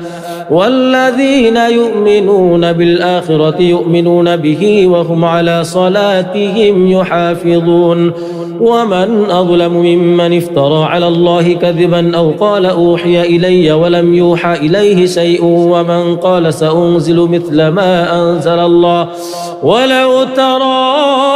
إذ الظالمون في غمرات الموت والملائكة باسطوا أيديهم أخرجوا أنفسكم اليوم تجزون عذاب الهون بما كنتم تقولون على الله غير الحق وكنتم عن آياته تستكبرون ولقد جئتمونا فرادا كما خلقناكم أول مرة وتركتم ما خولناكم وراء ظهوركم وما نرى معكم شفعاءكم الذين زعمتم أنهم فيكم شركاء لقد تقطع بينكم وضل عنكم ما كنتم تزعمون إن الله فالق الحب والنوى يخرج الحي من الميت ومخرج الميت من الحي ذلكم الله فأنى تؤفكون فالق الإصباح وجعل الليل سكنا والشمس والقمر حسبانا ذلك تقدير العزيز العليم وهو الذي جعل لكم النجوم لتهتدوا بها في ظلمات البر والبحر قد فصلنا الآيات لقوم يعلمون وهو الذي أنشأكم من نفس واحدة فمستقر ومستودع قد فصلنا الآيات لقوم يفقهون وهو الذي أنزل من السماء ماء فأخرجنا به نبات كل شيء فأخرجنا منه خضرا نخرج منه حبا متراكبا ومن النخل من طلعها قنوان دانية وجنات من أعناب والزيتون والرمان مشتبها وغير متشابه انظروا إلى ثمره إذا أثمر وينعي إن في ذلكم لآيات لقوم يؤمنون وجعلوا لله شركاء الجن وخلقهم وخرقوا له بنين وبنات بغير علم سبحانه وتعالى عما يصفون بديع السماوات والأرض أنى يكون له ولد ولم تكن له صاحبة وخلق كل شيء وهو بكل شيء عليم ذلكم الله ربكم لا إله إلا هو خالق كل شيء فاعبدوه وهو على كل شيء وكيل لا تدركه الأبصار وهو يدرك الأبصار وهو اللطيف الخبير قد جاءكم بصائر من ربكم فمن أبصر فلنفسه ومن عمي فعليها وما أنا عليكم بحفيظ وكذلك نصرف الآيات وليقولوا درست ولنبينه لقوم يعلمون اتبع ما أوحي إليك من ربك لا إله إلا هو وأعرض عن المشركين ولو شاء الله ما أشركوا وما جعلناك عليهم حفيظا وما أنت عليهم عليهم بوكيل ولا تسبوا الذين يدعون من دون الله فيسبوا الله عدوا بغير علم كذلك زينا لكل أمة عملهم ثم إلى ربهم مرجعهم فينبئهم بما كانوا يعملون وأقسموا بالله جهد أيمانهم لئن جاءتهم آية ليؤمنن بها قل إنما الآيات عند الله وما يشعركم أنها إذا جاءت لا يؤمنون ونقلب أفئدتهم وأبصارهم كما لم يؤمنوا به أول مرة ونذرهم في طغيانهم يعمهون وإذا سمعوا ما أنزل إلى الرسول ترى أعينهم تفيض من الدمع مما عرفوا من الحق يقولون ربنا آمنا فاكتبنا مع الشاهدين وما لنا لا نؤمن بالله وما جاءنا من الحق ونطمع أن يدخلنا ربنا مع القوم الصالحين فأثابهم الله بما قالوا جنات تجري من تحتها الأنهار خالدين فيها وذلك جزاء المحسنين والذين كفروا وكذبوا بآياتنا أولئك أصحاب الجحيم يا أيها الذين آمنوا لا تحرموا طيبات ما أحل الله لكم ولا تعتدوا إن الله لا يحب المعتدين وكلوا مما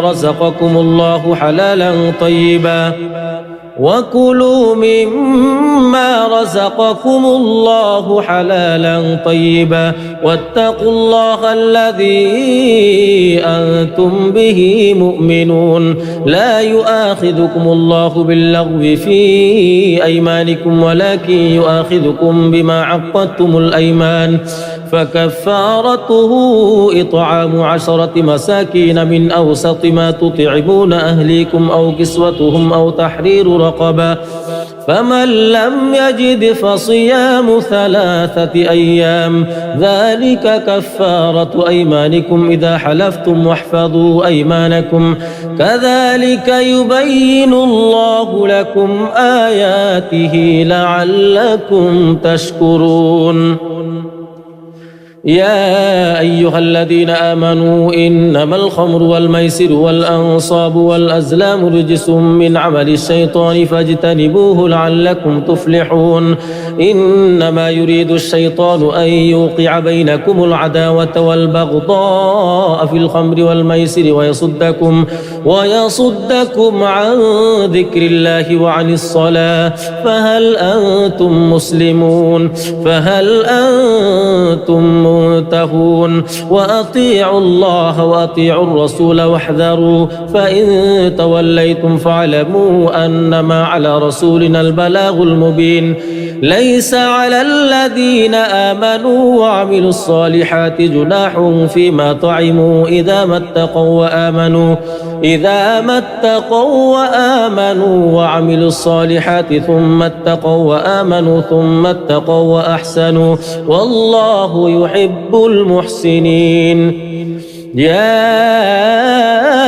أيها الذين آمنوا ليبلونكم الله بشيء من الصيد تناله أيديكم ورماحكم ليعلم الله من يخافه بالغيب فمن اعتدى بعد ذلك فله عذاب أليم يا أيها الذين آمنوا لا تقتلوا الصيد وأنتم حرم ومن قتله منكم متعمدا فجزاء مثل ما قتل من النعم يحكم به ذوى عدل منكم هديا بالغ الكعبة أو كفارة طعام مساكين أو عدل ذلك صياما ليذوق وبال أمره عفى الله عما سلف ومن عاد فينتقم الله منه والله عزيز ذو انتقام أحل لكم صيد البحر وطعامه متاعا لكم وللسيارة وحرم عليكم صيد البر ما دمتم حرما واتقوا الله الذي إليه تحشرون جعل الله الكعبة البيت الحرام قياما للناس والشهر الحرام والهدي والقلائد ذلك لتعلموا أن الله يعلم ما في السماوات وما في الأرض وأن الله بكل شيء عليم اعلموا أن الله شديد العقاب وأن الله غفور رحيم ما على الرسول إلا البلاغ والله يعلم ما تبدون وما تكتمون قل لا يستوي الخبيث والطيب ولو أعجبك كثرة الخبيث فاتقوا الله يا أولي الألباب لعلكم تفلحون يا أيها الذين آمنوا لا تسألوا عن أشياء إن تبد لكم تسؤكم وإن تسألوا عنها حين ينزل القرآن تبد لكم عفى الله عنها والله غفور حليم قد سألها قوم من قبلكم ثم أصبحوا بها كافرين ما جعل الله من بحيرة ولا سائبة ولا وصيلة ولا حام ولكن الذين كفروا يفترون على الله الكذب وأكثرهم لا يعقلون وإذا قيل لهم تعالوا إلى ما أنزل الله وإلى الرسول قالوا حسبنا ما وجدنا عليه آباءنا أولو كان آباؤهم لا يعلمون شيئا ولا يهتدون يا أيها الذين آمنوا عليكم أنفسكم لا يضركم من ضل إذا اهتديتم إلى الله مرجعكم جميعا فينبئكم بما كنتم تعملون يا أيها الذين آمنوا شهادة بينكم إذا حضر أحدكم الموت حين الوصية اثنان ذوا عدل منكم أو آخران من غيركم إن أنتم ضربتم في الأرض فأصابتكم مصيبة الموت تحبسونهما من بعد الصلاة فيقسمان بالله إن ارتبتم لا نشتري به ثمنا ولو كان ذا قربى ولا نكتم شهادة الله إنا إذا لمن الآثمين فإن عثر على أنهما استحقا إثما فآخران يقومان مقامهما من الذين استحق عليهم الأوليان فيقسمان بالله لشهادتنا أحق من شهادتهما وما اعتدينا إنا إذا لمن الظالمين ذلك أدنى أن يأتوا بالشهادة على وجهها أو يخافوا أن ترد أيمان بعد أيمانهم واتقوا الله واسمعوا والله لا يهدي القوم الفاسقين يوم يجمع الله الرسل فيقول ماذا أجبتم قالوا لا علم لنا إنك أنت علام الغيوب إذ قال الله يا عيسى ابن مريم اذكر نعمتي عليك وعلى والدتك إذ أيدتك بروح القدس تكلم الناس في المهد وكهلا وإذ علمتك الكتاب والحكمة والتوراة والإنجيل وإذ تخلق من الطين كهيئة الطير بإذني فتنفخ فيها فتكون طيرا بإذني وتبرئ الأكمه والأبرص بإذني وإذ تخرج الموتى بإذني وإذ كففت بني إسرائيل عنك إذ جئتهم بالبينات فقال الذين كفروا منهم إن هذا إلا سحر مبين وإذ أوحيت إلى الحواريين أن آمنوا بي وبرسولي قالوا آمنا واشهد بأننا مسلمون إذ قال الحواريون يا عيسى ابن مريم هل يستطيع ربك أن ينزل علينا مائدة من السماء قال اتقوا الله إن كنتم مؤمنين قالوا نريد أن نأكل منها وتطمئن قلوبنا ونعلم أن قد صدقتنا ونكون عليها من الشاهدين قال عيسى ابن مريم اللهم ربنا أنزل علينا مائدة من السماء تكون لنا عيدا لأولنا وآخرنا وآية منك وارزقنا وأنت خير الرازقين قال الله إني منزلها عليكم فمن يكفر بعد منكم فإني أعذبه عذابا لا أعذبه أحدا من العالمين وإذ قال الله يا عيسى ابن مريم أأنت قلت للناس اتخذوني وأمي إلهين من دون الله قال سبحانك ما يكون لي أن أقول ما ليس لي بحق إن كنت قلته فقد علمته تعلم ما في نفسي ولا أعلم ما في نفسك إنك أنت علام الغيوب ما قلت لهم إلا ما أمرتني به أن اعبدوا الله ربي وربكم وكنت عليهم شهيدا ما دمت فيهم فلما توفيتني كنت أنت الرقيب عليهم وأنت على كل شيء شهيد إن تعذبهم فإنهم عبادك وإن تغفر لهم فإنك أنت العزيز الحكيم قال الله هذا يوم ينفع الصادقين صدقهم لهم جنات تجري من تحتها الأنهار خالدين فيها أبدا رضي الله عنهم ورضوا عن ذلك الفوز العظيم لله ملك السماوات والأرض وما فيهن وهو على كل شيء قدير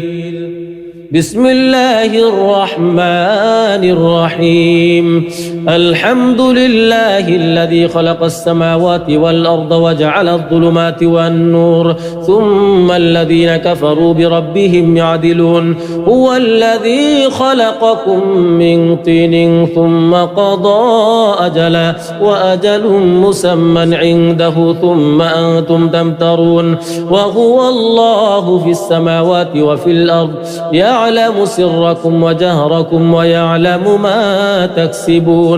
وما تأتيهم من آية من آيات ربهم إلا كانوا عنها معرضين فقد كذبوا بالحق لما جاءهم فسوف يأتيهم أنباء ما كانوا به يستهزئون ألم يروا كم أهلكنا من قبلهم من قرن مكناهم في الأرض ما لم نمكن لكم وأرسلنا السماء عليهم مدرارا وجعلنا الأنهار تجري من تحتهم فأهلكناهم بذنوبهم وأنشأنا من بعدهم قرنا آخرين ولو نزلنا عليك كتابا في قرطاس فلمسوه بأيديهم لقال الذين كفروا إن هذا إلا سحر مبين وقالوا لولا أنزل عليه ملك ولو أنزلنا ملكا لقضي الأمر ثم لا ينظرون ولو جعلناه ملكا لجعلناه رجلا وللبسنا عليهم ما يلبسون ولقد استهزئ برسل من قبلك فحاق بالذين سخروا منهم ما كانوا به يستهزئون قل سيروا في الأرض ثم انظروا كيف كان عاقبة المكذبين قل لمن ما في السماوات والأرض قل لله كتب على نفسه الرحمة ليجمعنكم إلى يوم القيامة لا ريب فيه ولكن لا ريب فيه الذين خسروا أنفسهم فهم لا يؤمنون وله ما سكن في الليل والنهار وهو السميع العليم قل أغير الله يتخذ وليا فاطر السماوات والأرض وهو يطعم ولا يطعم قل إني أمرت أن أكون أول من أسلم ولا تكونن من المشركين قل إني أخاف إن عصيت ربي عذاب يوم عظيم من يصرف عنه يومئذ فقد رحمه وذلك الفوز المبين وإن يمسسك الله بضر فلا كاشف له إلا هو وإن يمسسك بخير فهو على كل شيء قدير وهو القاهر فوق عباده وهو الحكيم الخبير قل أي شيء أكبر شهادة قل الله شهيد بيني وبينكم وأوحي إلي هذا القرآن لأنذركم به ومن بلغ أئنكم لتشهدون أن مع الله آلهة أخرى قل لا أشهد قل إنما هو إله واحد وإنني بريء مما تشركون الذين آتيناهم الكتاب يعرفونه كما يعرفون أبناءهم الذين خسروا أنفسهم فهم لا يؤمنون ومن أظلم ممن افترى على الله كذبا أو كذب بآياته إنه لا يفلح الظالمون ويوم نحشرهم جميعا ثم نقول للذين أشركوا أين شركاؤكم الذين كنتم تزعمون ثم لم تكن فتنتهم إلا أن قالوا والله ربنا ما كنا مشركين انظر كيف كذبوا على أنفسهم وضل عنهم ما كانوا يفترون ومنهم من يستمع إليك وجعلنا على قلوبهم أكنة أن يفقهوه وفي آذانهم وقرا وإن يروا كل آية لا يؤمنوا بها حتى إذا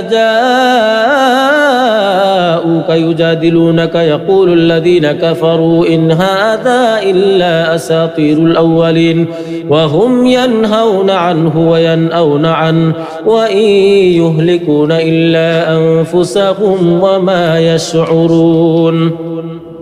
ولو ترى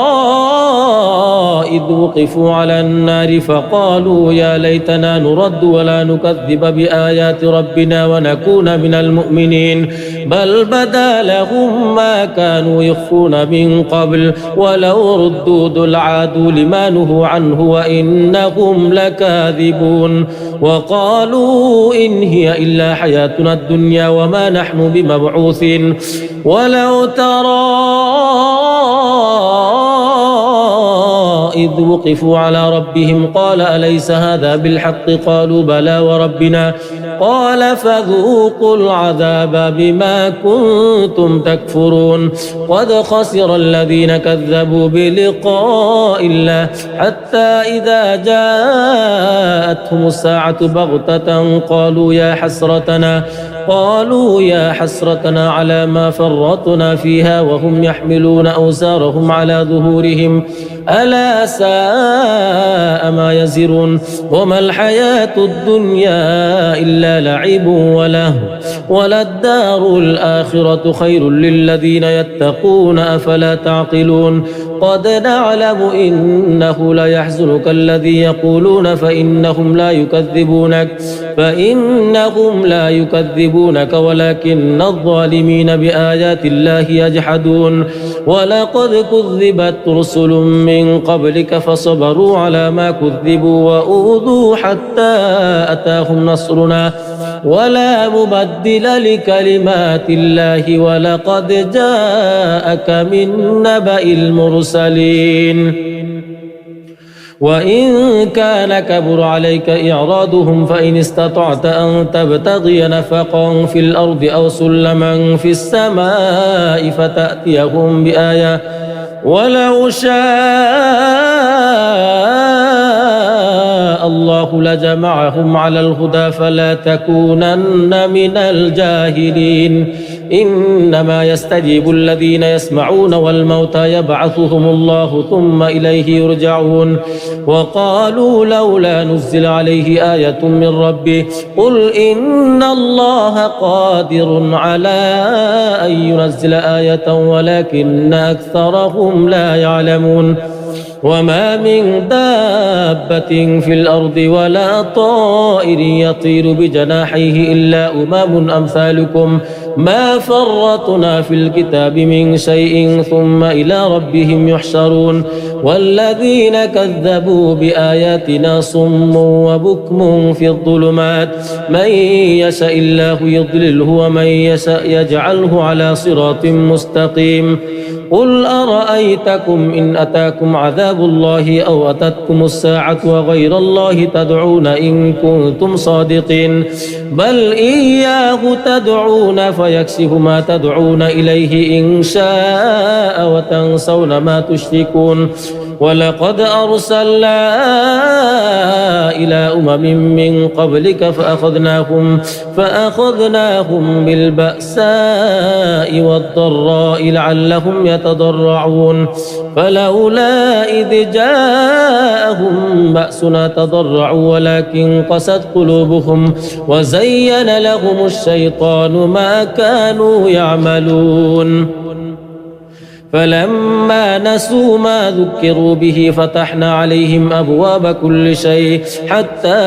إذا فرحوا بما أوتوا أخذناهم بغتة فإذا هم مبلسون فقطع دابر القوم الذين ظلموا والحمد لله رب العالمين قل أرأيتم إن أخذ الله سمعكم وأبصاركم وختم على قلوبكم من إله غير الله يأتيكم به انظر كيف نصرف الآيات ثم هم يصدفون قل أرأيتكم إن أتاكم عذاب الله بغتة أو جهرة هل يهلك إلا القوم الظالمون وما نرسل المرسلين إلا مبشرين ومنذرين فمن آمن وأصلح فلا خوف عليهم ولا هم يحزنون والذين كذبوا بآياتنا يمسهم العذاب بما كانوا يفسقون قل لا أقول لكم عندي خزائن الله ولا أعلم الغيب ولا أقول لكم إني ملك إن أتبع إلا ما يوحى إلي قل هل يستوي الأعمى والبصير أفلا تتفكرون وأنذر به الذين يخافون أن يحشروا إلى ربهم ليس لهم من دونه ولي ولا شفيع لعلهم يتقون ولا تطرد الذين يدعون ربهم بالغداة والعشي يريدون وجهه ما عليك من حسابهم من شيء وما من حسابك عليهم من شيء فتطردهم فتكون من الظالمين وكذلك فتنا بعضهم ببعض ليقولوا أهؤلاء من الله عليهم من بيننا أليس الله بأعلم بالشاكرين وإذا جاءك الذين يؤمنون بآياتنا فقل سلام عليكم كتب ربكم على نفسه الرحمة أنه من عمل منكم سوءا بجهالة ثم تاب من بعده وأصلح فأنه غفور رحيم وكذلك نفصل الآيات ولتستبين سبيل المجرمين قل إني نهيت أن أعبد الذين تدعون من دون الله قل لا أتبع أهواءكم قد ضللت إذا وما أنا من المهتدين قل إني على بينة من ربي وكذبتم به ما عندي ما تستعجلون به إن الحكم إلا لله يقص الحق وهو خير الفاصلين قل لو أن عندي ما تستعجلون به لقضي الأمر بيني وبينكم والله أعلم بالظالمين وعنده مفاتح الغيب لا يعلمها إلا هو ويعلم ما في البر والبحر وما تسقط من ورقة إلا يعلمها ولا حبة في ظلمات الأرض ولا رطب ولا يابس إلا في كتاب مبين وهو الذي يتوفاكم بالليل ويعلم ما جرحتم بالنهار ثم يبعثكم فيه ليقضى أجل مسمى ثم إليه مرجعكم ثم ينبئكم بما كنتم تعملون وهو القاهر فوق عباده ويرسل عليكم حفظا حتى إذا جاء أحدكم الموت توفته رسلنا وهم لا يفرطون ثم ردوا إلى الله مولاهم الحق ألا له الحكم وهو أسرع الحاسبين قل من ينجيكم من ظلمات البر والبحر تدعونه تضرعا وخفيا لئن أنجانا من هذه لنكونن من الشاكرين قل الله ينجيكم منها ومن كل كرب ثم أنتم تشركون قل هو القادر على أن يبعث عليكم عذابا من فوقكم أو من تحت أرجلكم أو يلبسكم شيعا ويذيق بعضكم بأس بعض انظر كيف نصرف الآيات لعلهم يفقهون وكذب به قومك وهو الحق قل لست عليكم بوكيل لكل نبأ مستقر وسوف تعلمون وإذا رأيت الذين يخوضون في آياتنا فأعرض عنهم حتى يخوضوا في حديث غيره وإما ينسينك الشيطان فلا تقعد بعد الذكرى مع القوم الظالمين وما على الذين يتقون من حسابهم من شيء ولكن ذكرى لعلهم يتقون وذر الذين اتخذوا دينهم لعبا ولهوا وغرتهم الحياة الدنيا وذكر به أن تبسل نفس بما كسبت ليس لها من دون الله ولي ولا شفيع وإن تعدل كل عدل لا يؤخذ منها أولئك الذين أبسلوا بما كسبوا لهم شراب من حميم وعذاب أليم بما كانوا يكفرون قل أندعو من دون الله ما لا ينفعنا ولا يضرنا ونرد على أعقابنا بعد إذ هدانا الله كالذي استهوته الشياطين في الأرض حيران له أصحاب يدعونه إلى الهدى ائتنا قل إن هدى الله هو الهدى وأمرنا لنسلم لرب العالمين وأن أقيموا الصلاة واتقوه وهو الذي إليه تحشرون وهو الذي خلق السماوات والأرض بالحق ويوم يقول كن فيكون قوله الحق وله الملك يوم ينفخ في الصور عالم الغيب والشهادة وهو الحكيم الخبير وإذ قال إبراهيم لأبيه آزرا تتخذ أصناما آلهة إني أراك وقومك في ضلال مبين وكذلك نري إبراهيم ملكوت السماوات والأرض وليكون من الموقنين فلما جن عليه الليل رأى كوكبا قال هذا ربي فلما أفل قال لا أحب الآفلين فلما رأى القمر بازغا قال هذا ربي فلما أفل قال لئن لم يهدني ربي لأكونن من القوم الضالين فلما رأى الشمس بازغة قال هذا ربي هذا أكبر فلما أفلت قال يا قوم إني بريء مما تشركون إني وجهت وجهي للذي فطر السماوات والأرض حنيفا وما أنا من المشركين وحاجه قومه قال أتحاجوني في الله وقد هدان ولا أخاف ما تشركون به إلا أن يشاء ربي شيئا وسع ربي كل شيء علما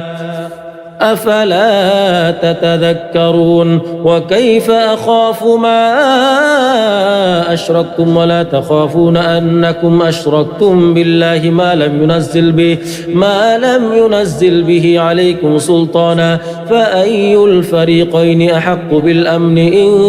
كنتم تعلمون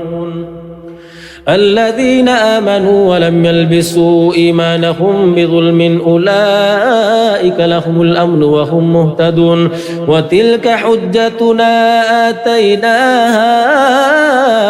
إبراهيم على قومه نرفع درجات من نشاء إن ربك حكيم عليم ووهبنا له إسحاق ويعقوب كلا هدينا ونوحا هدينا من قبل ومن ذريته داود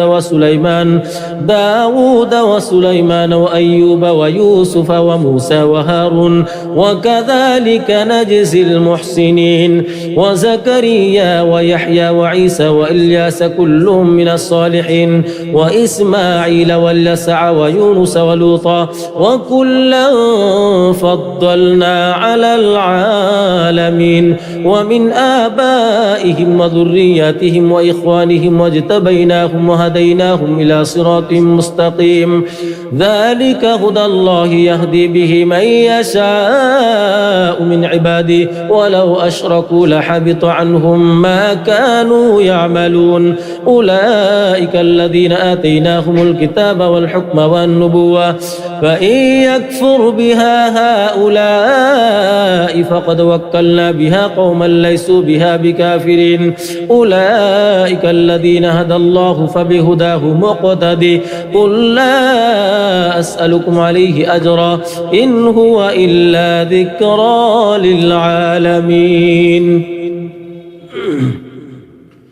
وما قدروا الله حق قدره إذ قالوا ما أنزل الله على بشر من شيء قل من أنزل الكتاب الذي جاء به موسى نورا وهدى للناس تجعلونه قراطيس تبدونها وتخفون كثيرا وعلمتم ما لم تعلموا أنتم ولا آباؤكم قل الله ثم ذرهم في خوضهم يلعبون وهذا كتاب أنزلناه مبارك مصدق الذي بين يديه ولتنذر أم القرى ومن حولها والذين يؤمنون بالآخرة يؤمنون به وهم على صلاتهم يحافظون ومن أظلم ممن افترى على الله كذبا أو قال أوحي إلي ولم يوحى إليه شيء ومن قال سأنزل مثل ما أنزل الله ولو ترى إذ الظالمون في غمرات الموت والملائكة باسطوا أيديهم أخرجوا أنفسكم اليوم تجزون عذاب الهون بما كنتم تقولون على الله غير الحق وكنتم عن آياته تستكبرون ولقد جئتمونا فرادا كما خلقناكم أول مرة وتركتم ما خولناكم وراء ظهوركم وما نرى معكم شفعاءكم الذين زعمتم أنهم فيكم شركاء لقد تقطع بينكم وضل عنكم ما كنتم تزعمون إن الله فالق الحب والنوى يخرج الحي من الميت ومخرج الميت من الحي ذلكم الله فأنى تؤفكون فالق الإصباح وجعل الليل سكنا والشمس والقمر حسبانا ذلك تقدير العزيز العليم وهو الذي جعل لكم النجوم لتهتدوا بها في ظلمات البر والبحر قد فصلنا الآيات لقوم يعلمون وهو الذي أنشأكم من نفس واحدة فمستقر ومستودع قد فصلنا الآيات لقوم يفقهون وهو الذي أنزل من السماء ماء فأخرجنا به نبات كل شيء فأخرجنا منه خضرا نخرج منه حبا متراكبا ومن النخل من طلعها قنوان دانية وجنات من أعناب والزيتون والرمان مشتبها وغير متشابه انظروا إلى ثمره إذا أثمر وينعي إن في ذلكم لآيات لقوم يؤمنون وجعلوا لله شركاء الجن وخلقهم وخرقوا له بنين وبنات بغير علم سبحانه وتعالى عما يصفون بديع السماوات والأرض أنى يكون له ولد ولم تكن له صاحبة وخلق كل شيء وهو بكل شيء عليم ذلكم الله ربكم لا إله إلا هو خالق كل شيء فاعبدوه وهو على كل شيء وكيل لا تدركه الأبصار وهو يدرك الأبصار وهو اللطيف الخبير قد جاءكم بصائر من ربكم فمن أبصر فلنفسه ومن عمي فعليها وما أنا عليكم بحفيظ وكذلك نصرف الآيات وليقولوا درست ولنبينه لقوم يعلمون اتبع ما أوحي إليك من ربك لا إله إلا هو وأعرض عن المشركين ولو شاء الله ما أشركوا وما جعلناك عليهم حفيظا وما أنت عليهم بوكيل ولا تسبوا الذين يدعون من دون الله فيسبوا الله عدوا بغير علم كذلك زينا لكل أمة عملهم ثم إلى ربهم مرجعهم فينبئهم بما كانوا يعملون وأقسموا بالله جهد أيمانهم لئن جاءتهم آية ليؤمنن بها قل إنما الآيات عند الله وما يشعركم أنها إذا جاءت لا يؤمنون ونقلب أفئدتهم وأبصارهم كما لم يؤمنوا به أول مرة ونذرهم في طغيانهم يعمهون وإذا سمعوا ما أنزل إلى الرسول ترى أعينهم تفيض من الدمع مما عرفوا من الحق يقولون ربنا آمنا فاكتبنا مع الشاهدين وما لنا لا نؤمن بالله وما جاءنا من الحق ونطمع أن يدخلنا ربنا مع القوم الصالحين فأثابهم الله بما قالوا جنات تجري من تحتها الأنهار خالدين فيها وذلك جزاء المحسنين والذين كفروا وكذبوا بآياتنا أولئك أصحاب الجحيم يا أيها الذين آمنوا لا تحرموا طيبات ما أحل الله لكم ولا تعتدوا إن الله لا يحب المعتدين وكلوا مما رزقكم الله حلالا طيبا وكلوا مما رزقكم الله حلالا طيبا واتقوا الله الذي أنتم به مؤمنون لا يؤاخذكم الله باللغو في أيمانكم ولكن يؤاخذكم بما عقدتم الأيمان فكفارته إطعام 10 مساكين من أوسط ما تطعمون أهليكم أو كسوتهم أو تحرير رقبة فمن لم يجد فصيام 3 أيام ذلك كفارة أيمانكم إذا حلفتم واحفظوا أيمانكم كذلك يبين الله لكم آياته لعلكم تشكرون يا أيها الذين آمنوا إنما الخمر والميسر والأنصاب والأزلام رجس من عمل الشيطان فاجتنبوه لعلكم تفلحون إنما يريد الشيطان أن يوقع بينكم العداوة والبغضاء في الخمر والميسر ويصدكم عن ذكر الله وعن الصلاة فهل أنتم مسلمون فهل أنتم منتهون وأطيعوا الله وأطيعوا الرسول واحذروا فإن توليتم فاعلموا أنما على رسولنا البلاغ المبين ليس على الذين آمنوا وعملوا الصالحات جناح فيما طعموا إذا ما اتقوا وآمنوا وعملوا الصالحات ثم اتقوا وآمنوا ثم اتقوا وأحسنوا والله يحب المحسنين يا أيها الذين آمنوا ليبلونكم الله بشيء من الصيد تناله أيديكم ورماحكم ليعلم الله من يخافه بالغيب فمن اعتدى بعد ذلك فله عذاب أليم يا أيها الذين آمنوا لا تقتلوا الصيد وأنتم حرم ومن قتله منكم متعمدا فجزاء مثل ما قتل من النعم يحكم به ذوى عدل منكم هديا بالغ الكعبة أو كفارة طعام مساكين أو عدل ذلك صياما ليذوق وبال أمره عفى الله عما سلف ومن عاد فينتقم الله منه والله عزيز ذو انتقام أحل لكم صيد البحر وطعامه متاعا لكم وللسيارة وحرم عليكم صيد البر ما دمتم حرما واتقوا الله الذي إليه تحشرون جعل الله الكعبة البيت الحرام قياما للناس والشهر الحرام والهدي والقلائد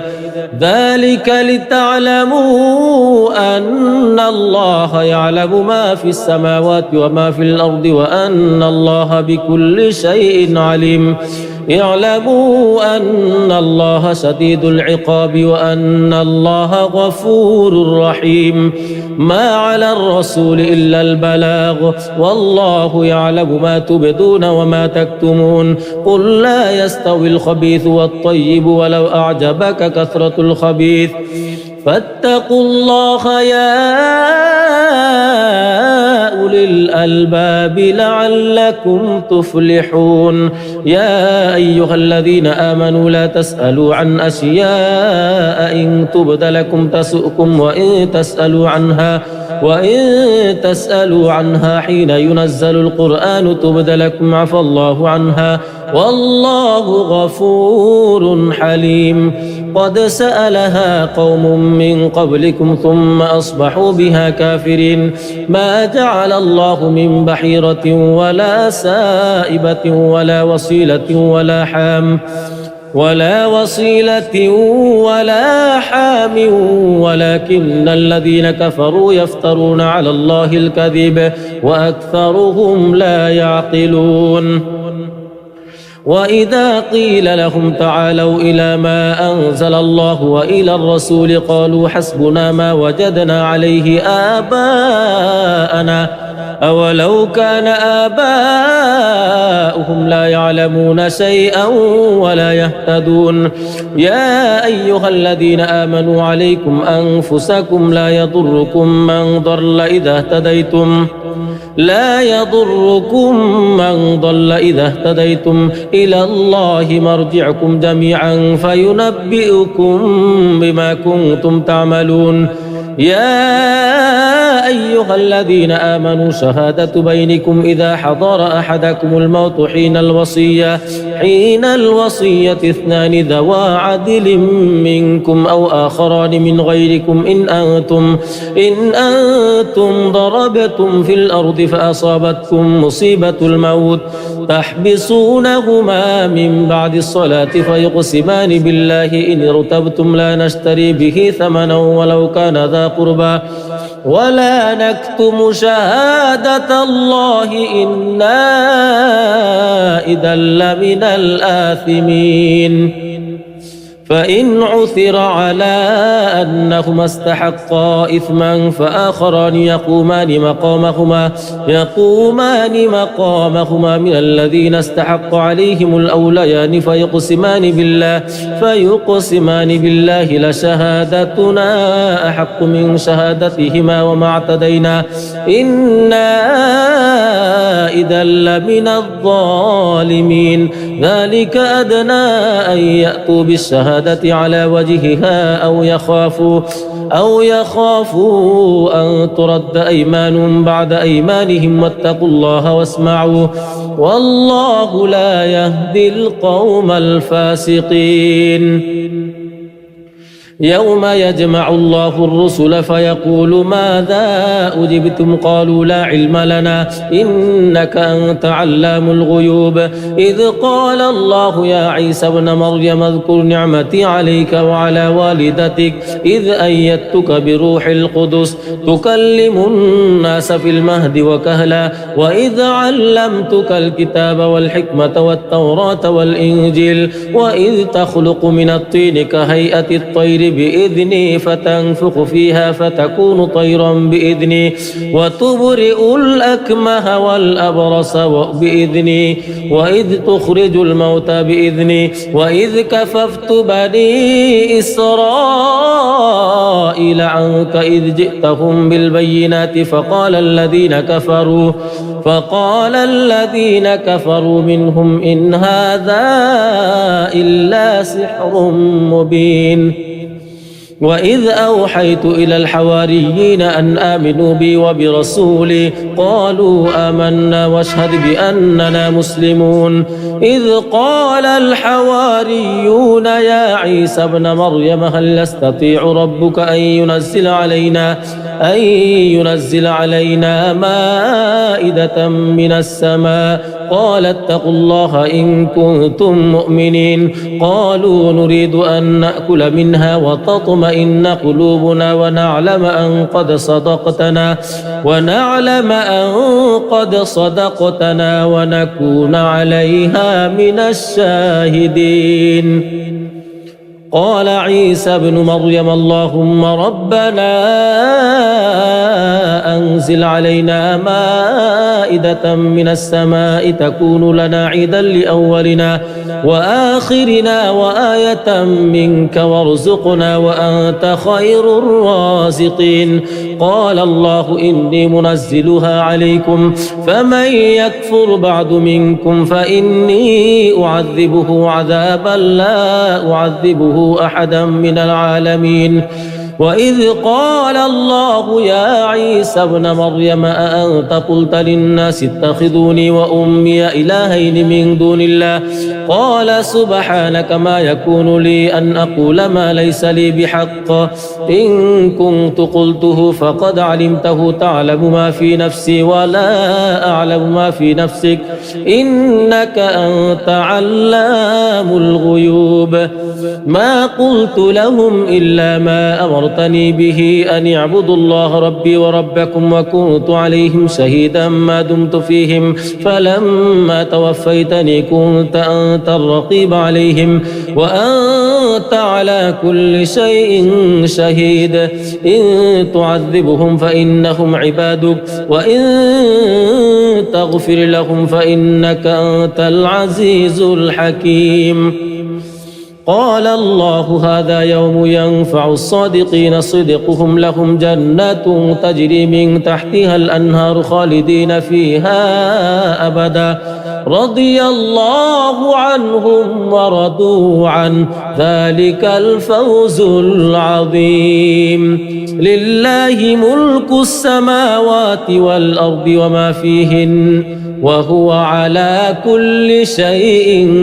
قدير. بسم الله الرحمن الرحيم الحمد لله الذي خلق السماوات والأرض وجعل الظلمات والنور ثم الذين كفروا بربهم يعدلون هو الذي خلقكم من طين ثم قضى أجلا وأجل مسمى عنده ثم أنتم تمترون وهو الله في السماوات وفي الأرض يعلم سركم وجهركم ويعلم ما تكسبون وما تأتيهم من آية من آيات ربهم إلا كانوا عنها معرضين فقد كذبوا بالحق لما جاءهم فسوف يأتيهم أنباء ما كانوا به يستهزئون. ألم يروا كم أهلكنا من قبلهم من قرن مكناهم في الأرض ما لم نمكن لكم وأرسلنا السماء عليهم مدرارا وجعلنا الأنهار تجري من تحتهم فأهلكناهم بذنوبهم وأنشأنا من بعدهم قرنا آخرين ولو نزلنا عليك كتابا في قرطاس فلمسوه بأيديهم لقال الذين كفروا إن هذا إلا سحر مبين وقالوا لولا أنزل عليه ملك ولو أنزلنا ملكا لقضي الأمر ثم لا ينظرون ولو جعلناه ملكا لجعلناه رجلا وللبسنا عليهم ما يلبسون ولقد استهزئ برسل من قبلك فحاق بالذين سخروا منهم ما كانوا به يستهزئون قل سيروا في الأرض ثم انظروا كيف كان عاقبة المكذبين قل لمن ما في السماوات والأرض قل لله كتب على نفسه الرحمة ليجمعنكم إلى يوم القيامة لا ريب فيه ولكن لا ريب فيه الذين خسروا أنفسهم فهم لا يؤمنون وله ما سكن في الليل والنهار وهو السميع العليم قل أغير الله يتخذ وليا فاطر السماوات والأرض وهو يطعم ولا يطعم قل إني أمرت أن أكون أول من أسلم ولا تكونن من المشركين قل إني أخاف إن عصيت ربي عذاب يوم عظيم من يصرف عنه يومئذ فقد رحمه وذلك الفوز المبين وإن يمسسك الله بضر فلا كاشف له إلا هو وإن يمسسك بخير فهو على كل شيء قدير وهو القاهر فوق عباده وهو الحكيم الخبير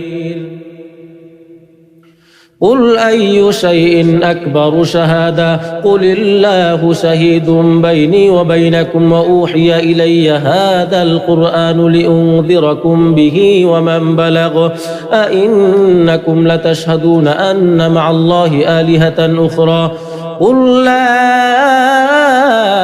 أشهد قل إنما هو إله واحد وإنني بريء مما تشركون الذين آتيناهم الكتاب يعرفونه كما يعرفون أبناءهم الذين خسروا أنفسهم فهم لا يؤمنون ومن أظلم ممن افترى على الله كذبا أو كذب بآياته إنه لا يفلح الظالمون ويوم نحشرهم جميعا ثم نقول للذين أشركوا أين شركاؤكم الذين كنتم تزعمون ثم لم تكن فتنتهم إلا أن قالوا والله ربنا ما كنا مشركين انظر كيف كذبوا على أنفسهم وضل عنهم ما كانوا يفترون ومنهم من يستمع إليك وجعلنا على قلوبهم أكنة أن يفقهوه وفي آذانهم وقرا وإن يروا كل آية لا يؤمنوا بها حتى إذا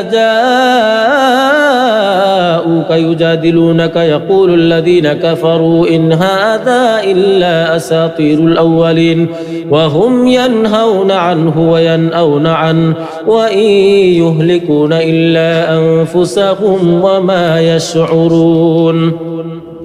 ولو ترى إذ وقفوا على النار فقالوا يا ليتنا نرد ولا نكذب بآيات ربنا ونكون من المؤمنين بل بدا لهم ما كانوا يخفون من قبل ولو ردوا لعادوا لما نهوا عنه وإنهم لكاذبون وقالوا إن هي إلا حياتنا الدنيا وما نحن بمبعوثين ولو ترى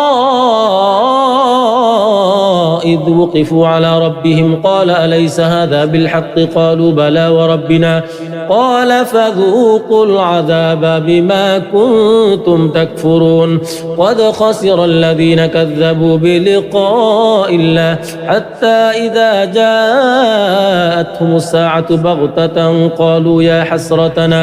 قالوا يا حسرتنا على ما فرطنا فيها وهم يحملون أوزارهم على ظهورهم ألا ساء ما يزرون وما الحياة الدنيا إلا لعب وله وللدار الآخرة خير للذين يتقون أفلا تعقلون قد نعلم إنه ليحزنك الذي يقولون فإنهم لا يكذبونك ولكن الظالمين بآيات الله يجحدون ولقد كذبت رسل من قبلك فصبروا على ما كذبوا وأوذوا حتى أتاهم نصرنا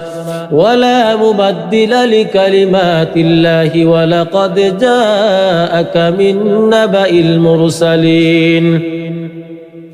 وإن كان كبر عليك إعراضهم فإن استطعت أن تبتغي نفقا في الأرض أو سلما في السماء فتأتيهم بآية ولو شاء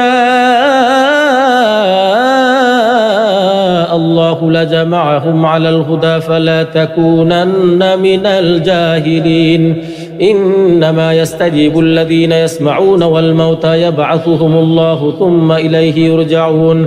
وقالوا لولا نزل عليه آية من ربه قل إن الله قادر على أن ينزل آية ولكن أكثرهم لا يعلمون وما من دابة في الأرض ولا طائر يطير بجناحيه إلا أمم أمثالكم ما فرطنا في الكتاب من شيء ثم إلى ربهم يحشرون والذين كذبوا بآياتنا صم وبكم في الظلمات من يشاء الله يضلله ومن يشاء يجعله على صراط مستقيم قل أرأيتكم إن أتاكم عذاب الله أو أتتكم الساعة وغير الله تدعون إن كنتم صادقين بل إياه تدعون فيكشف ما تدعون إليه إن شاء وتنسون ما تشركون ولقد أرسلنا إلى أمم من قبلك فأخذناهم بالبأساء والضراء لعلهم يتضرعون فلولا إذ جاءهم بأسنا تضرعوا ولكن قست قلوبهم وزين لهم الشيطان ما كانوا يعملون فلما نسوا ما ذكروا به فتحنا عليهم أبواب كل شيء حتى إذا فرحوا بما أوتوا أخذناهم بغتة فإذا هم مبلسون فقطع دابر القوم الذين ظلموا والحمد لله رب العالمين قل أرأيتم إن أخذ الله سمعكم وأبصاركم وختم على قلوبكم من إله غير الله يأتيكم به انظر كيف نصرف الآيات ثم هم يصدفون قل أرأيتكم إن أتاكم عذاب الله بغتة أو جهرة هل يهلك إلا القوم الظالمون وما نرسل المرسلين إلا مبشرين ومنذرين فمن آمن وأصلح فلا خوف عليهم ولا هم يحزنون والذين كذبوا بآياتنا يمسهم العذاب بما كانوا يفسقون قل لا أقول لكم عندي خزائن الله ولا أعلم الغيب ولا أقول لكم إني ملك إن أتبع إلا ما يوحى إلي قل هل يستوي الأعمى والبصير أفلا تتفكرون وأنذر به الذين يخافون أن يحشروا إلى ربهم ليس لهم من دونه ولي ولا شفيع لعلهم يتقون ولا تطرد الذين يدعون ربهم بالغداة والعشي يريدون وجهه ما عليك من حسابهم من شيء وما من حسابك عليهم من شيء فتطردهم فتكون من الظالمين وكذلك فتنا بعضهم ببعض ليقولوا أهؤلاء من الله عليهم من بيننا أليس الله بأعلم بالشاكرين وإذا جاءك الذين يؤمنون بآياتنا فقل سلام عليكم كتب ربكم على نفسه الرحمة أنه من عمل منكم سوءا بجهالة ثم تاب من بعده وأصلح فأنه غفور رحيم وكذلك نفصل الآيات ولتستبين سبيل المجرمين قل إني نهيت أن أعبد الذين تدعون من دون الله قل لا أتبع أهواءكم قد ضللت إذا وما أنا من المهتدين قل إني على بينة من ربي وكذبتم به ما عندي ما تستعجلون به إن الحكم إلا لله يقص الحق وهو خير الفاصلين قل لو أن عندي ما تستعجلون به لقضي الأمر بيني وبينكم والله أعلم بالظالمين وعنده مفاتح الغيب لا يعلمها إلا هو ويعلم ما في البر والبحر وما تسقط من ورقة إلا يعلمها ولا حبة في ظلمات الأرض ولا رطب ولا يابس إلا في كتاب مبين وهو الذي يتوفاكم بالليل ويعلم ما جرحتم بالنهار ثم يبعثكم فيه ليقضى أجل مسمى ثم إليه مرجعكم ثم ينبئكم بما كنتم تعملون وهو القاهر فوق عباده ويرسل عليكم حفظا حتى إذا جاء أحدكم الموت توفته رسلنا وهم لا يفرطون ثم ردوا إلى الله مولاهم الحق ألا له الحكم وهو أسرع الحاسبين قل من ينجيكم من ظلمات البر والبحر تدعونه تضرعا وخفيا لئن أنجانا من هذه لنكونن من الشاكرين قل الله ينجيكم منها ومن كل كرب ثم أنتم تشركون قل هو القادر على أن يبعث عليكم عذابا من فوقكم أو من تحت أرجلكم أو يلبسكم شيعا ويذيق بعضكم بأس بعض انظر كيف نصرف الآيات لعلهم يفقهون وكذب به قومك وهو الحق قل لست عليكم بوكيل لكل نبأ مستقر وسوف تعلمون وإذا رأيت الذين يخوضون في آياتنا فأعرض عنهم حتى يخوضوا في حديث غيره وإما ينسينك الشيطان فلا تقعد بعد الذكرى مع القوم الظالمين وما على الذين يتقون من حسابهم من شيء ولكن ذكرى لعلهم يتقون وذر الذين اتخذوا دينهم لعبا ولهوا وغرتهم الحياة الدنيا وذكر به أن تبسل نفس بما كسبت ليس لها من دون الله ولي ولا شفيع وإن تعدل كل عدل لا يؤخذ منها أولئك الذين أبسلوا بما كسبوا لهم شراب من حميم وعذاب أليم بما كانوا يكفرون قل أندعو من دون الله ما لا ينفعنا ولا يضرنا ونرد على أعقابنا بعد إذ هدانا الله كالذي استهوته الشياطين في الأرض حيران له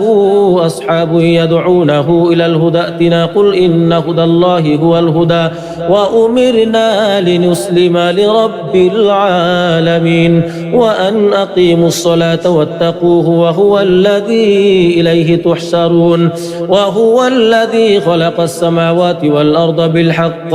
ويوم يقول كن فيكون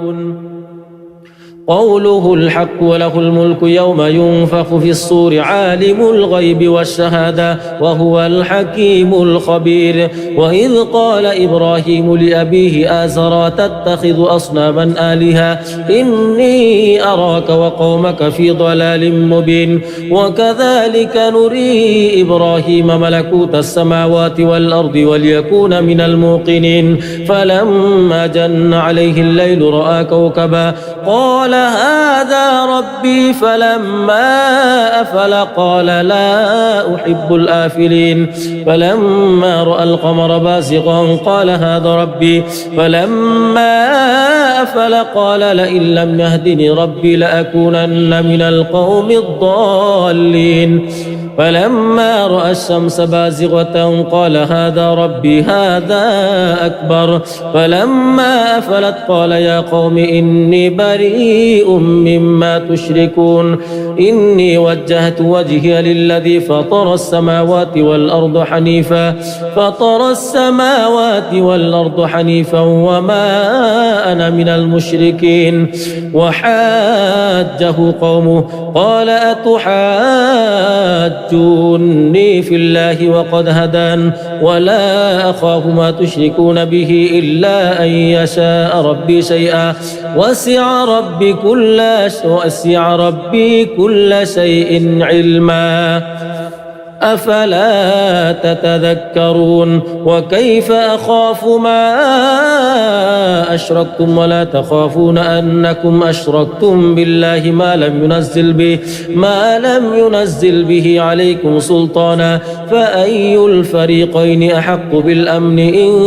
كنتم تعلمون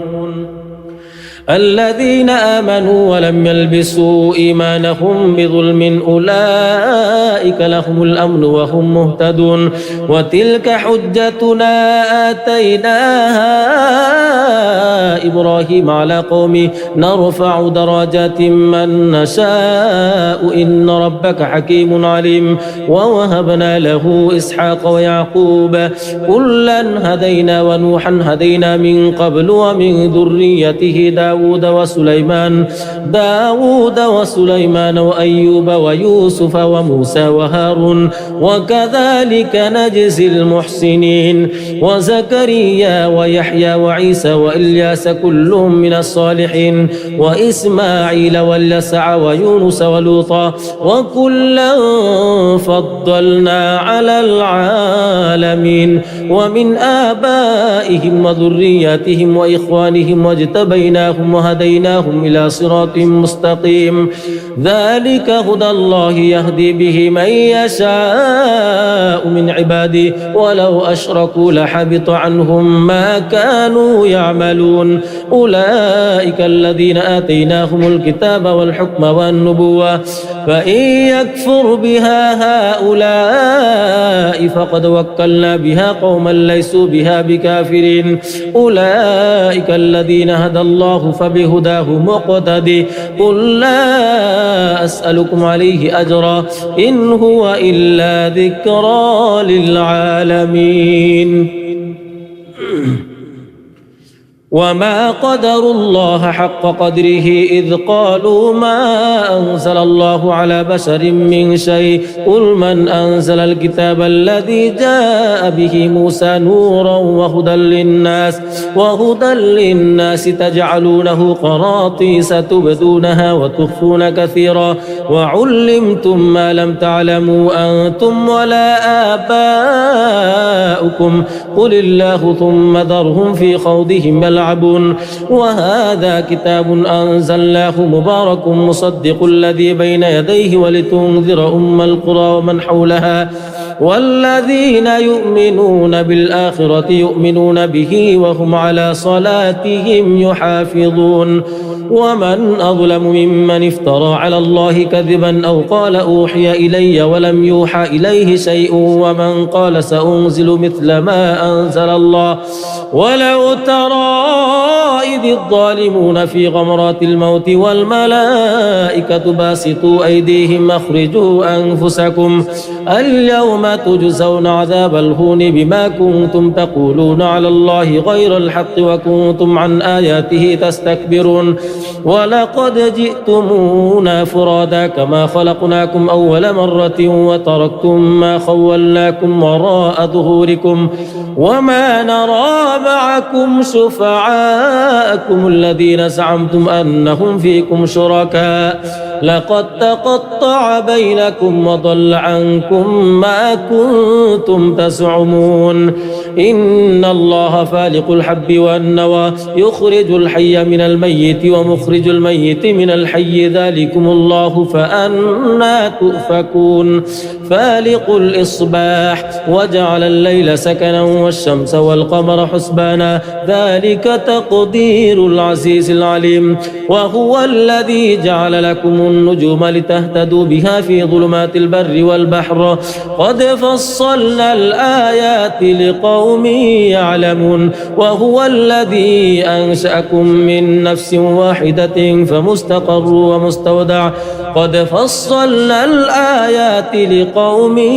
يفقهون وهو الذي أنزل من السماء ماء فأخرجنا به نبات كل شيء فأخرجنا منه خضرا نخرج منه حبا متراكبا ومن النخل من طلعها قنوان دانية وجنات من أعناب أعناب والزيتون والرمان مشتبها وغير متشابه انظروا إلى ثمره إذا أثمر وينعي إن في ذلكم لآيات لقوم يؤمنون وجعلوا لله شركاء الجن وخلقهم وخرقوا له بنين وبنات بغير علم سبحانه وتعالى عما يصفون بديع السماوات والأرض أنى يكون له ولد ولم تكن له صاحبة وخلق كل شيء وهو بكل شيء عليم ذلكم الله ربكم لا إله إلا هو خالق كل شيء فاعبدوه وهو على كل شيء وكيل لا تدركه الأبصار وهو يدرك الأبصار وهو اللطيف الخبير قد جاءكم بصائر من ربكم فمن أبصر فلنفسه ومن عمي فعليها وما أنا عليكم بحفيظ وكذلك نصرف الآيات وليقولوا درست ولنبينه لقوم يعلمون اتبع ما أوحي إليك من ربك لا إله إلا هو وأعرض عن المشركين ولو شاء الله ما أشركوا وما جعلناك عليهم حفيظا وما أنت عليهم بوكيل ولا تسبوا الذين يدعون من دون الله فيسبوا الله عدوا بغير علم كذلك زينا لكل أمة عملهم ثم إلى ربهم مرجعهم فينبئهم بما كانوا يعملون وأقسموا بالله جهد أيمانهم لئن جاءتهم آية ليؤمنن بها قل إنما الآيات عند الله وما يشعركم أنها إذا جاءت لا يؤمنون ونقلب أفئدتهم وأبصارهم كما لم يؤمنوا به أول مرة ونذرهم في طغيانهم يعمهون وإذا سمعوا ما أنزل إلى الرسول ترى أعينهم تفيض من الدمع مما عرفوا من الحق يقولون ربنا آمنا فاكتبنا مع الشاهدين وما لنا لا نؤمن بالله وما جاءنا من الحق ونطمع أن يدخلنا ربنا مع القوم الصالحين فأثابهم الله بما قالوا جنات تجري من تحتها الأنهار خالدين فيها وذلك جزاء المحسنين والذين كفروا وكذبوا بآياتنا أولئك أصحاب الجحيم يا أيها الذين آمنوا لا تحرموا طيبات ما أحل الله لكم ولا تعتدوا إن الله لا يحب المعتدين وكلوا مما رزقكم الله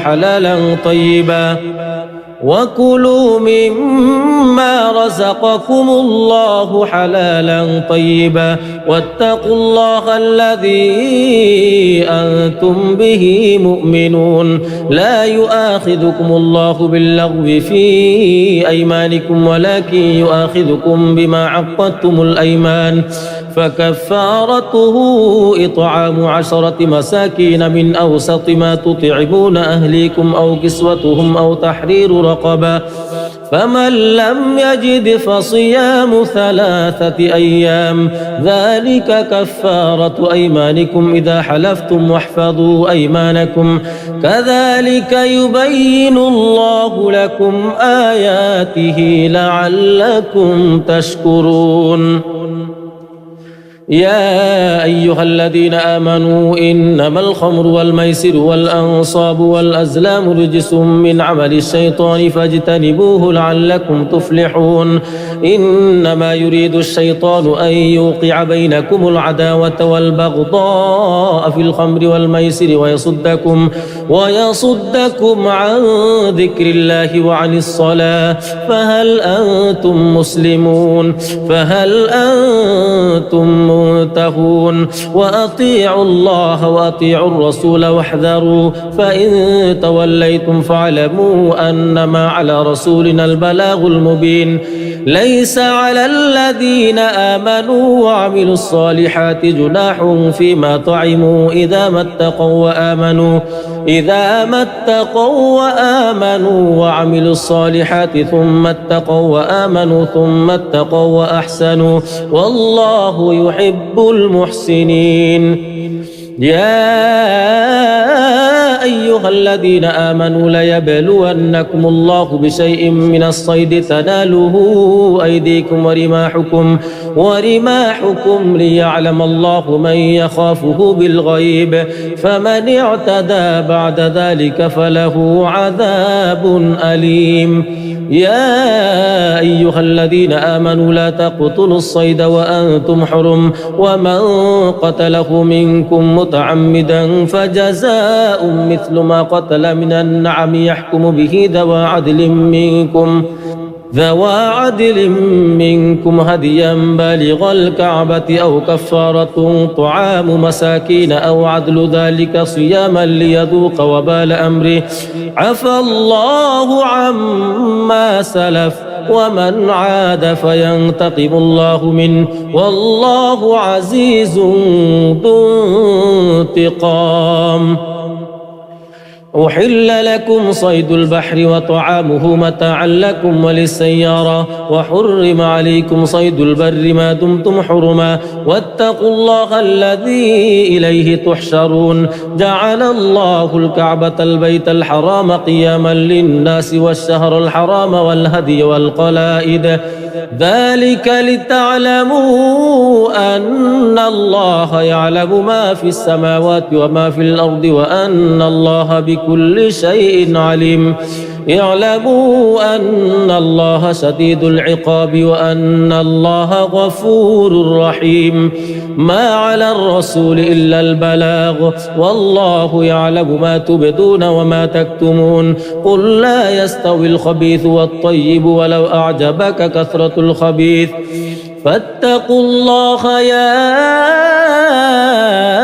أولي الألباب لعلكم تفلحون يا أيها الذين آمنوا لا تسألوا عن أشياء إن تبد لكم تسؤكم وإن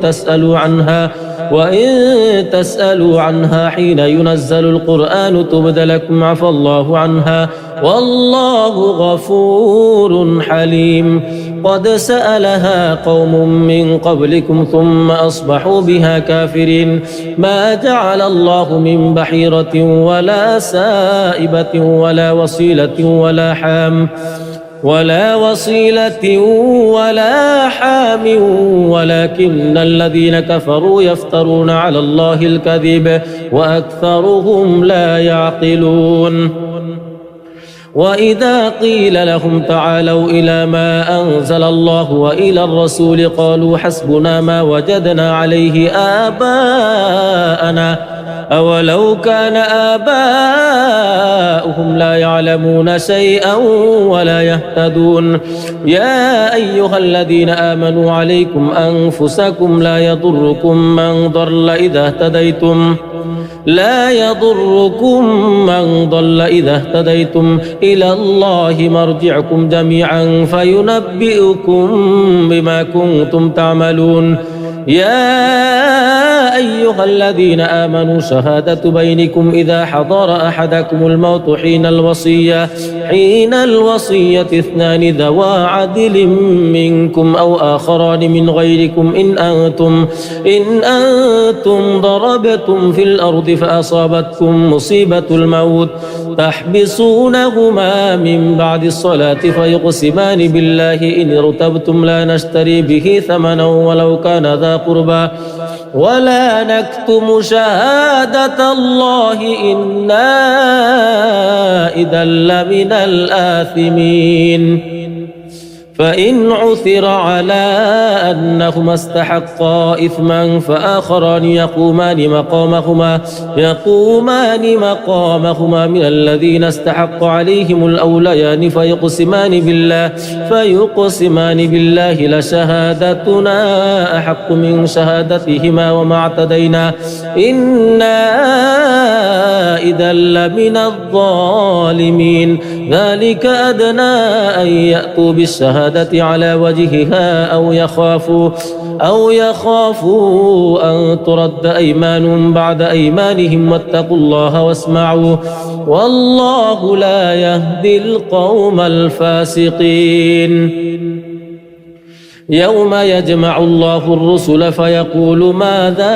أجبتم قالوا لا علم لنا إنك أنت علام الغيوب إذ قال الله يا عيسى ابن مريم اذكر نعمتي عليك وعلى والدتك إذ أيدتك بروح القدس تكلم الناس في المهد وكهلا وإذ علمتك الكتاب والحكمة والتوراة والإنجيل وإذ تخلق من الطين كهيئة الطير بإذني فتنفخ فيها فتكون طيرا بإذني وتبرئ الأكمه والأبرص بإذني وإذ تخرج الموتى بإذني وإذ كففت بني إسرائيل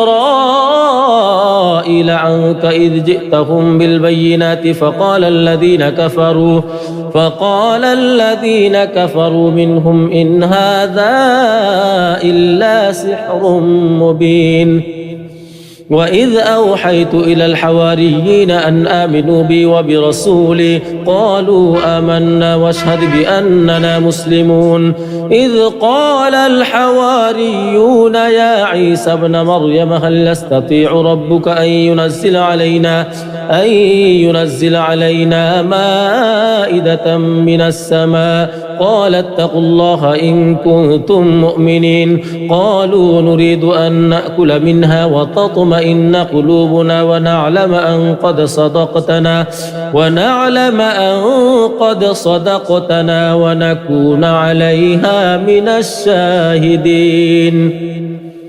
قال عيسى ابن مريم اللهم ربنا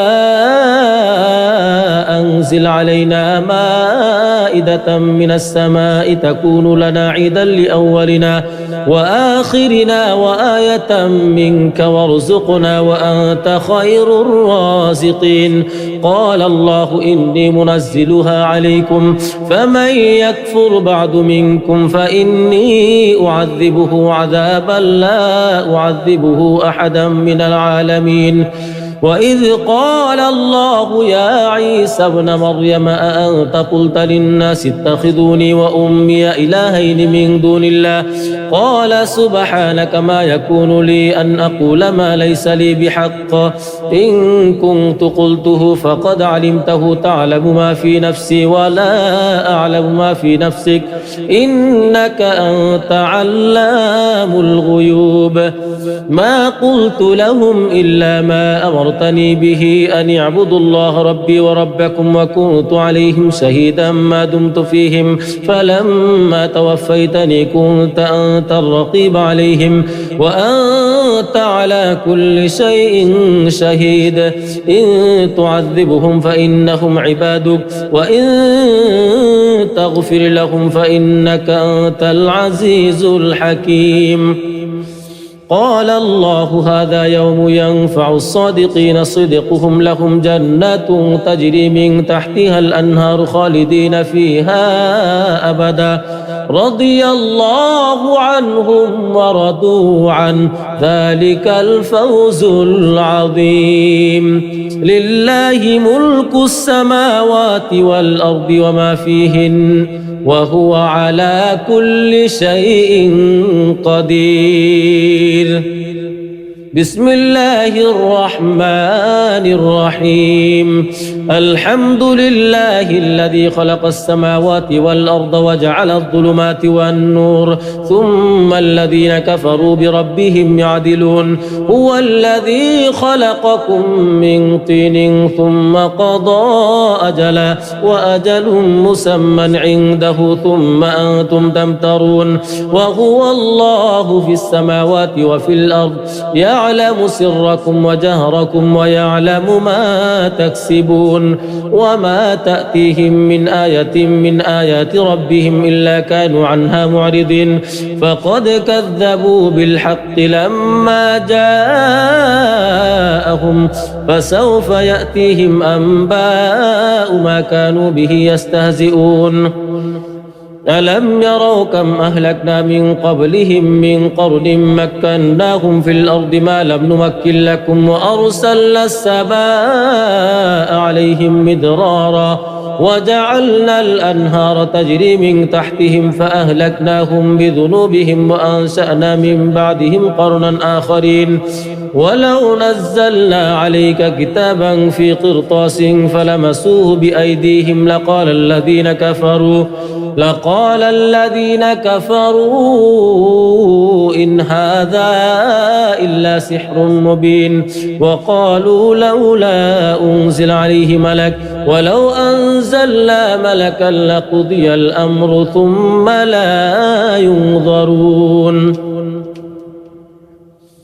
ولو جعلناه ملكا لجعلناه رجلا وللبسنا عليهم ما يلبسون ولقد استهزئ برسل من قبلك فحاق بالذين سخروا منهم ما كانوا به يستهزئون قل سيروا في الأرض ثم انظروا كيف كان عاقبة المكذبين قل لمن ما في السماوات والأرض قل لله كتب على نفسه الرحمة ليجمعنكم إلى يوم القيامة لا ريب فيه ولكن لا ريب فيه الذين خسروا أنفسهم فهم لا يؤمنون وله ما سكن في الليل والنهار وهو السميع العليم قل أغير الله يتخذ وليا فاطر السماوات والأرض وهو يطعم ولا يطعم قل إني أمرت أن أكون أول من أسلم ولا تكونن من المشركين قل إني أخاف إن عصيت ربي عذاب يوم عظيم من يصرف عنه يومئذ فقد رحمه وذلك الفوز المبين وإن يمسسك الله بضر فلا كاشف له إلا هو وإن يمسسك بخير فهو على كل شيء قدير وهو القاهر فوق عباده وهو الحكيم الخبير قل أي شيء أكبر شهادة قل الله شهيد بيني وبينكم وأوحي إلي هذا القرآن لأنذركم به ومن بلغ أئنكم لتشهدون أن مع الله آلهة أخرى قل لا أشهد قل إنما هو إله واحد وإنني بريء مما تشركون الذين آتيناهم الكتاب يعرفونه كما يعرفون أبناءهم الذين خسروا أنفسهم فهم لا يؤمنون ومن أظلم ممن افترى على الله كذبا أو كذب بآياته إنه لا يفلح الظالمون ويوم نحشرهم جميعا ثم نقول للذين أشركوا أين شركاؤكم الذين كنتم تزعمون ثم لم تكن فتنتهم إلا أن قالوا والله ربنا ما كنا مشركين انظر كيف كذبوا على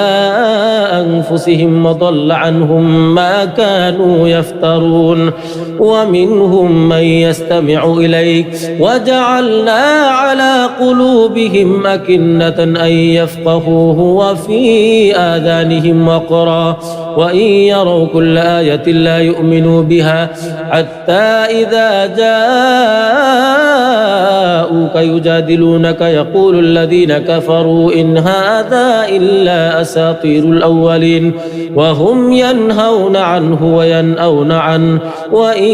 يهلكون إلا أنفسهم وما يشعرون ولو ترى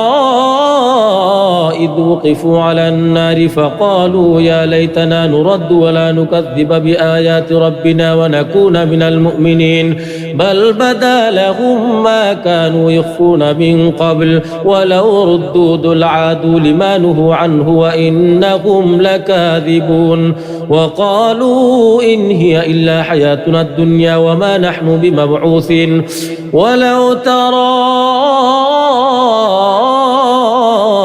إذ وقفوا على ربهم قال أليس هذا بالحق قالوا بلى وربنا قال فذوقوا العذاب بما كنتم تكفرون قد خسر الذين كذبوا بلقاء الله حتى إذا جاءتهم الساعة بغتة قالوا يا حسرتنا على ما فرطنا فيها وهم يحملون أوزارهم على ظهورهم ألا ساء ما يزرون وما الحياة الدنيا إلا لعب ولهو وللدار الآخرة خير للذين يتقون أفلا تعقلون قد نعلم إنه ليحزنك الذي يقولون فإنهم لا يكذبونك ولكن الظالمين بآيات الله يجحدون ولقد كذبت رسل من قبلك فصبروا على ما كذبوا وأوذوا حتى أتاهم نصرنا ولا مبدل لكلمات الله ولقد جاءك من نبأ المرسلين وإن كان كبر عليك إعراضهم فإن استطعت أن تبتغي نفقا في الأرض أو سلما في السماء فتأتيهم بآية ولو شاء الله لجمعهم على الهدى فلا تكونن من الجاهلين إنما يستجيب الذين يسمعون والموتى يبعثهم الله ثم إليه يرجعون وقالوا لولا نزل عليه آية من ربه قل إن الله قادر على أن ينزل آية ولكن أكثرهم لا يعلمون وما من دابة في الأرض ولا طائر يطير بجناحيه إلا أمم أمثالكم ما فرطنا في الكتاب من شيء ثم إلى ربهم يحشرون والذين كذبوا بآياتنا صم وبكم في الظلمات من يشاء الله يضلله ومن يشاء يجعله على صراط مستقيم قل أرأيتكم إن أتاكم عذاب الله أو أتتكم الساعة وغير الله تدعون إن كنتم صادقين بل إياه تدعون فيكشف ما تدعون إليه إن شاء وتنسون ما تشركون ولقد أرسلنا إلى أمم من قبلك فأخذناهم بالبأساء والضراء لعلهم يتضرعون فلولا إذ جاءهم بأسنا تضرعوا ولكن قست قلوبهم وزين لهم الشيطان ما كانوا يعملون فلما نسوا ما ذكروا به فتحنا عليهم أبواب كل شيء حتى إذا فرحوا بما أوتوا أخذناهم بغتة فإذا هم مبلسون فقطع دابر القوم الذين ظلموا والحمد لله رب العالمين قل أرأيتم إن أخذ الله سمعكم وأبصاركم وختم على قلوبكم من إله غير الله يأتيكم به انظر كيف نصرف الآيات ثم هم يصدفون قل أرأيتكم إن أتاكم عذاب الله بغتة أو جهرة هل يهلك إلا القوم الظالمون وما نرسل المرسلين إلا مبشرين ومنذرين فمن آمن وأصلح فلا خوف عليهم ولا هم يحزنون والذين كذبوا بآياتنا يمسهم العذاب بما كانوا يفسقون قل لا أقول لكم عندي خزائن الله ولا أعلم الغيب ولا أقول لكم إني ملك إن أتبع إلا ما يوحى إلي قل هل يستوي الأعمى والبصير أفلا تتفكرون وأنذر به الذين يخافون أن يحشروا إلى ربهم ليس لهم من دونه ولي ولا شفيع لعلهم يتقون ولا تطرد الذين يدعون ربهم بالغداة والعشي يريدون وجهه ما عليك من حسابهم من شيء وما من حسابك عليهم من شيء فتطردهم فتكون من الظالمين وكذلك فتنا بعضهم ببعض ليقولوا أهؤلاء من الله عليهم من بيننا أليس الله بأعلم بالشاكرين وإذا جاءك الذين يؤمنون بآياتنا فقل سلام عليكم كتب ربكم على نفسه الرحمة أنه من عمل منكم سوءا بجهالة ثم تاب من بعده وأصلح فأنه غفور رحيم وكذلك نفصل الآيات ولتستبين سبيل المجرمين قل إني نهيت أن أعبد الذين تدعون من دون الله قل لا أتبع أهواءكم قد ضللت إذا وما أنا من المهتدين قل إني على بينة من ربي وكذبتم به ما عندي ما تستعجلون به إن الحكم إلا لله يقص الحق وهو خير الفاصلين قل لو أن عندي ما تستعجلون به لقضي الأمر بيني وبينكم والله أعلم بالظالمين وعنده مفاتح الغيب لا يعلمها إلا هو ويعلم ما في البر والبحر وما تسقط من ورقة إلا يعلمها ولا حبة في ظلمات الأرض ولا رطب ولا يابس إلا في كتاب مبين وهو الذي يتوفاكم بالليل ويعلم ما جرحتم بالنهار ثم يبعثكم فيه ليقضى أجل مسمى ثم إليه مرجعكم ثم ينبئكم بما كنتم تعملون وهو القاهر فوق عباده ويرسل عليكم حفظا حتى إذا جاء أحدكم الموت توفته رسلنا وهم لا يفرطون ثم ردوا إلى الله مولاهم الحق ألا له الحكم وهو أسرع الحاسبين قل من ينجيكم من ظلمات البر والبحر تدعونه تضرعا وخفيا لئن أنجانا من هذه لنكونن من الشاكرين قل الله ينجيكم منها ومن كل كرب ثم أنتم تشركون قل هو القادر على أن يبعث عليكم عذابا من فوقكم أو من تحت أرجلكم أو يلبسكم شيعا ويذيق بعضكم بأس بعض انظر كيف نصرف الآيات لعلهم يفقهون وكذب به قومك وهو الحق قل لست عليكم بوكيل لكل نبأ مستقر وسوف تعلمون وإذا رأيت الذين يخوضون في آياتنا فأعرض عنهم حتى يخوضوا في حديث غيره وإما ينسينك الشيطان فلا تقعد بعد الذكرى مع القوم الظالمين وما على الذين يتقون من حسابهم من شيء ولكن ذكرى لعلهم يتقون وذر الذين اتخذوا دينهم لعبا ولهوا وغرتهم الحياة الدنيا وذكر به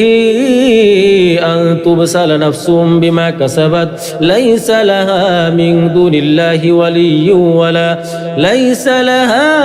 دون الله ولي ولا شفيع وإن تعدل كل عدل لا يؤخذ منها أولئك الذين أبسلوا بما كسبوا لهم شراب من حميم وعذاب أليم بما كانوا يكفرون قل أندعو من دون الله ما لا ينفعنا ولا يضرنا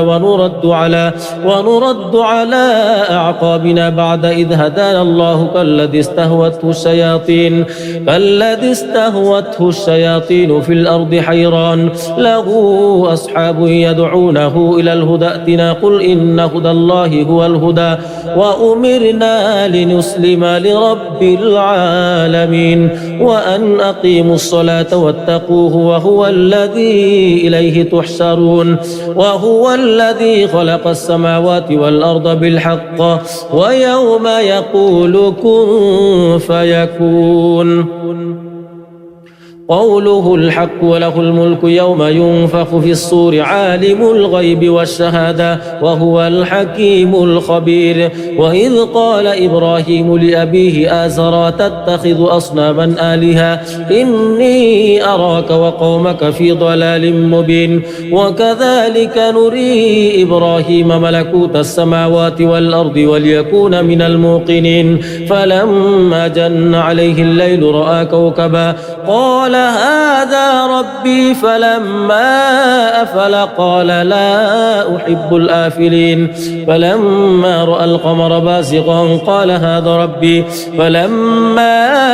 أفل قال لئن لم يهدني ربي لأكونن من القوم الضالين فلما رأى الشمس بازغة قال هذا ربي هذا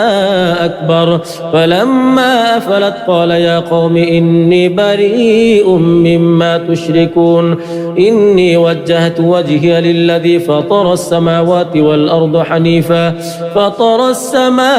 والأرض حنيفا وما أنا من المشركين وحاجه قومه قال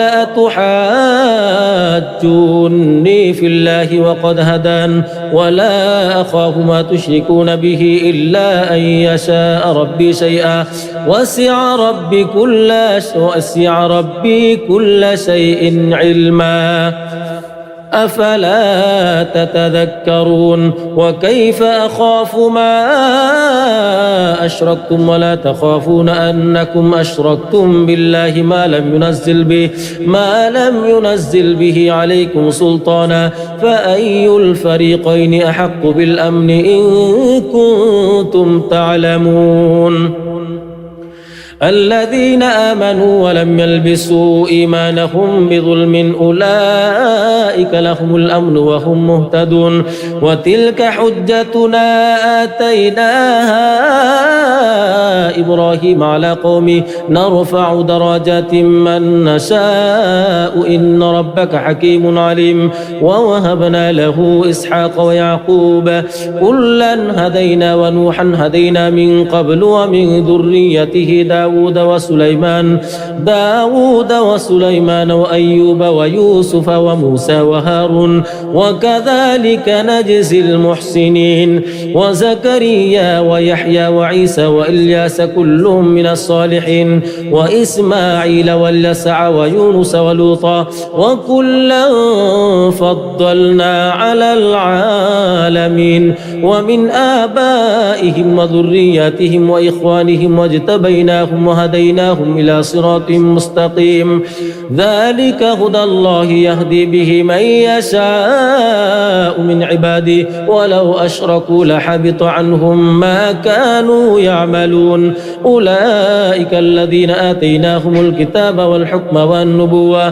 فإن يكفر بها هؤلاء فقد وكلنا بها قوما ليسوا بها بكافرين أولئك الذين هدى الله فبهداه مقتدي قل لا أسألكم عليه أجرا إن هو إلا ذكرى للعالمين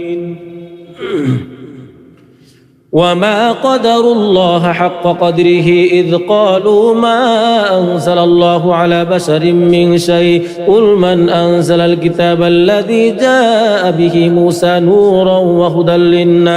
وهدى للناس تجعلونه قراطيس تبدونها وتخفون كثيرا وعلمتم ما لم تعلموا أنتم ولا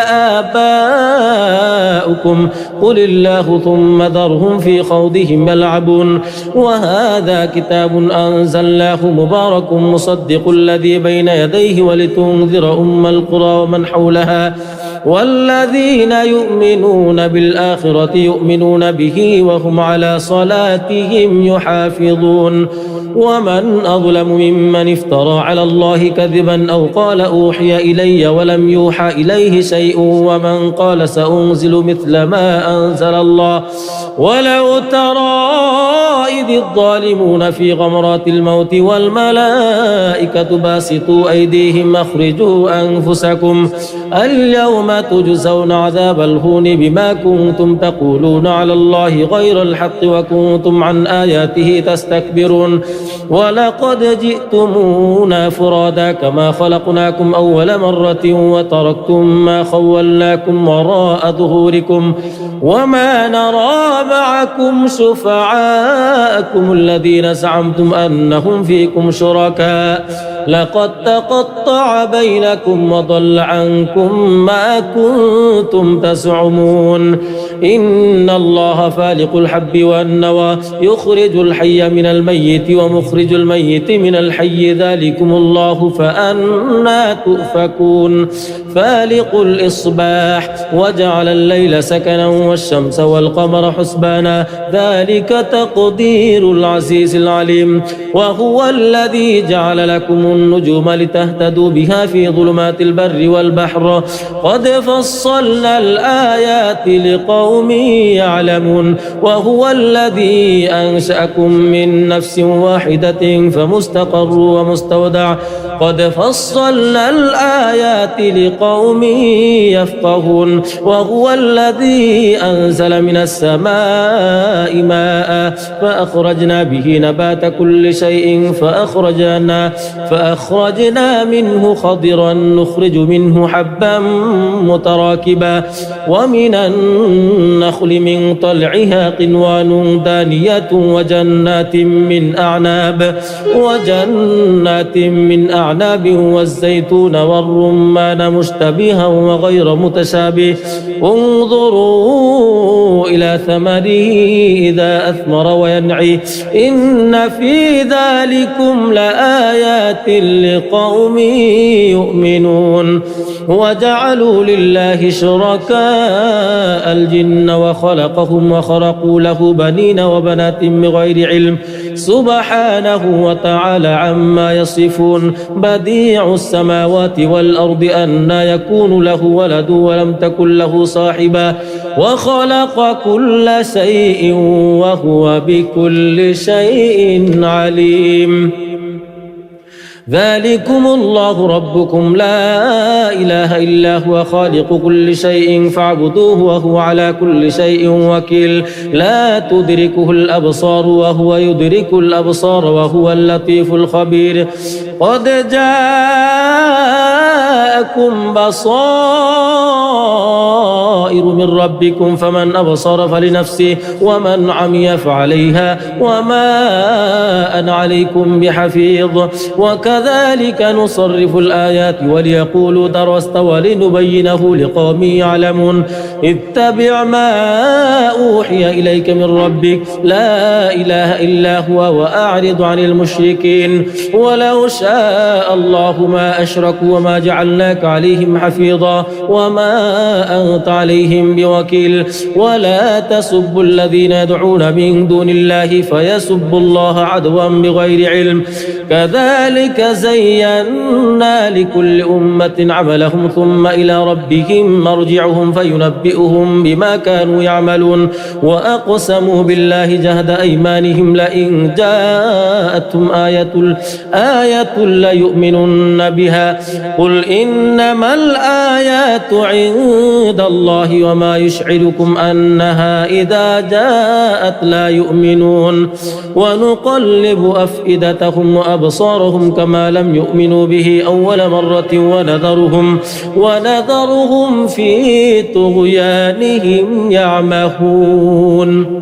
وإذا سمعوا ما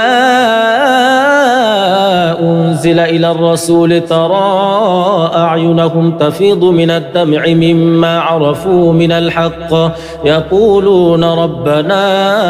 آمنا فاكتبنا مع الشاهدين وما لنا لا نؤمن بالله وما جاءنا من الحق ونطمع أن يدخلنا ربنا مع القوم الصالحين فأثابهم الله بما قالوا جنات تجري من تحتها الأنهار خالدين فيها وذلك جزاء المحسنين والذين كفروا وكذبوا بآياتنا أولئك أصحاب الجحيم يا أيها الذين آمنوا لا تحرموا طيبات ما أحل الله لكم ولا تعتدوا إن الله لا يحب المعتدين وكلوا مما رزقكم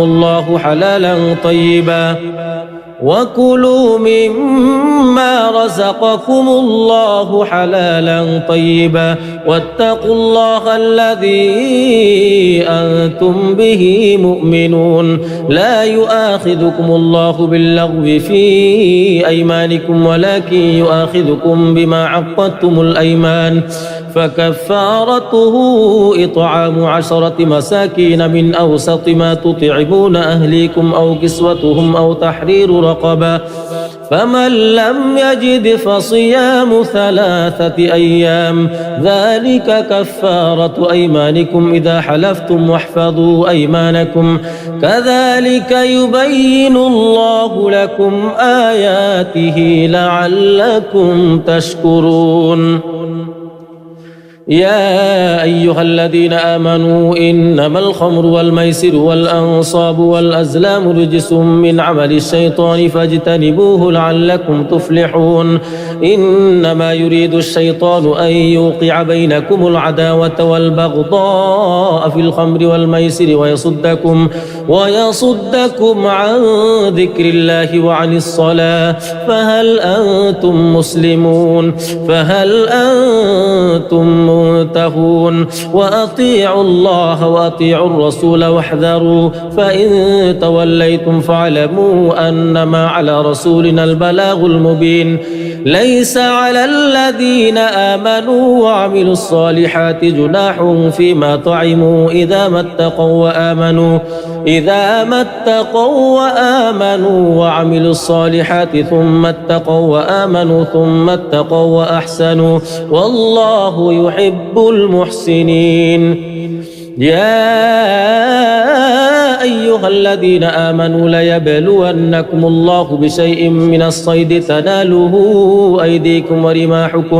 ورماحكم ليعلم الله من يخافه بالغيب فمن اعتدى بعد ذلك فله عذاب أليم يا أيها الذين آمنوا لا تقتلوا الصيد وأنتم حرم ومن قتله منكم متعمدا فجزاء مثل ما قتل من النعم يحكم به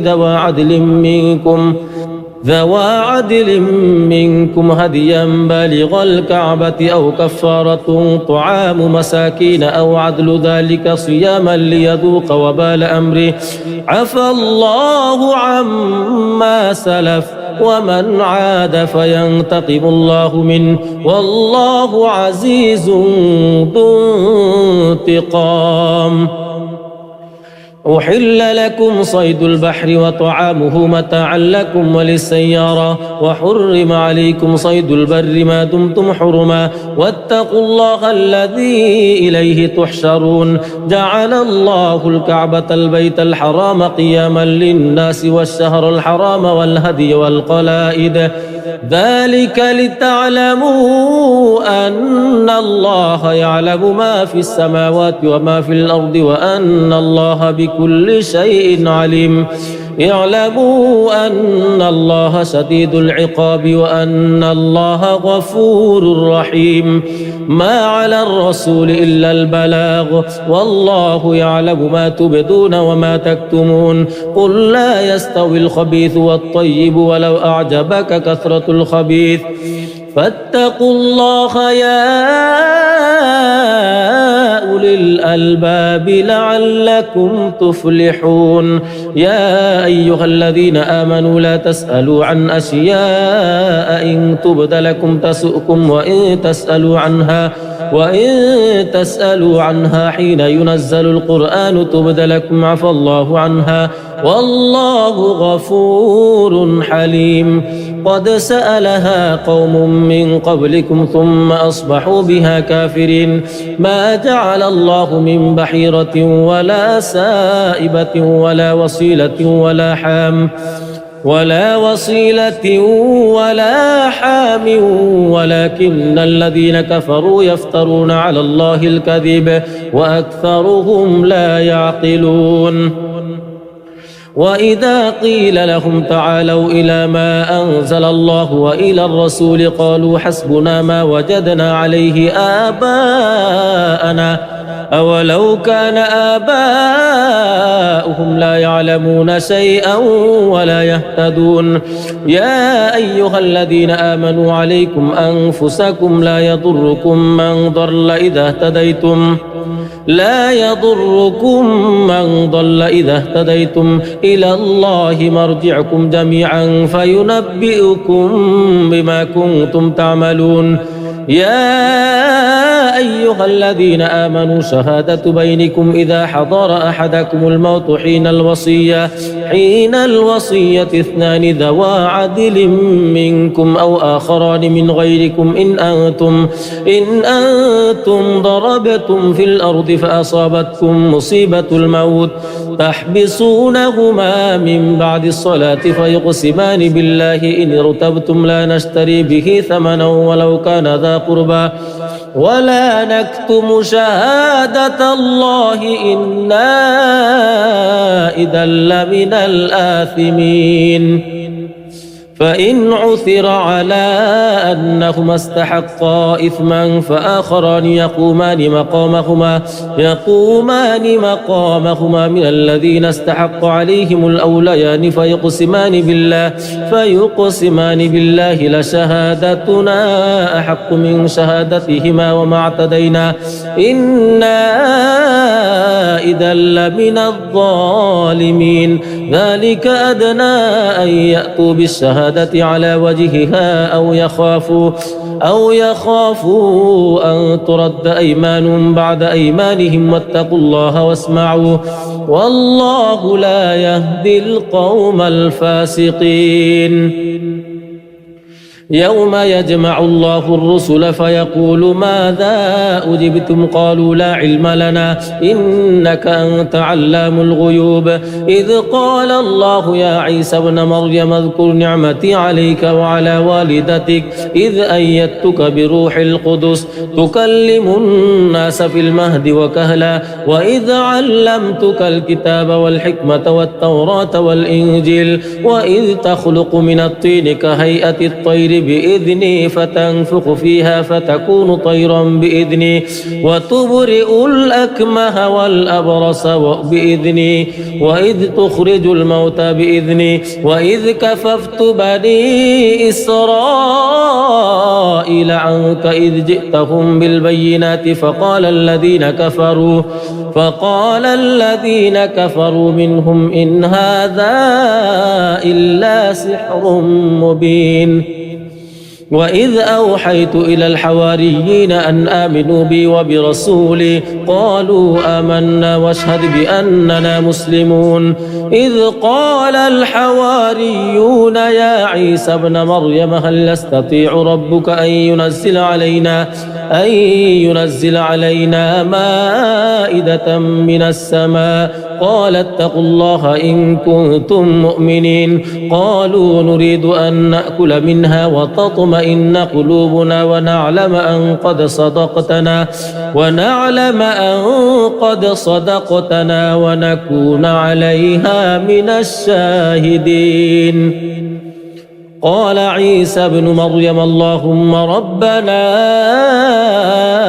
أنزل علينا مائدة من السماء تكون لنا عيدا لأولنا وآخرنا وآية منك وارزقنا وأنت خير الرازقين قال الله إني منزلها عليكم فمن يكفر بعد منكم فإني أعذبه عذابا لا أعذبه أحدا من العالمين وإذ قال الله يا عيسى ابن مريم أأنت قلت للناس اتخذوني وأمي إلهين من دون الله قال سبحانك ما يكون لي أن أقول ما ليس لي بحق إن كنت قلته فقد علمته تعلم ما في نفسي ولا أعلم ما في نفسك إنك أنت علام الغيوب ما قلت لهم إلا ما أمرتني به أن يعبدوا الله ربي وربكم وكنت عليهم شهيدا ما دمت فيهم فلما توفيتني كنت أنت الرقيب عليهم وأنت على كل شيء شهيد إن تعذبهم فإنهم عبادك وإن تغفر لهم فإنك أنت العزيز الحكيم قال الله هذا يوم ينفع الصادقين صدقهم لهم جنات تجري من تحتها الأنهار خالدين فيها أبدا رضي الله عنهم ورضوا عنه ذلك الفوز العظيم لله ملك السماوات والأرض وما فيهن وهو على كل شيء قدير بسم الله الرحمن الرحيم الحمد لله الذي خلق السماوات والأرض وجعل الظلمات والنور ثم الذين كفروا بربهم يعدلون هو الذي خلقكم من طين ثم قضى أجلا وأجل مسمى عنده ثم أنتم تمترون وهو الله في السماوات وفي الأرض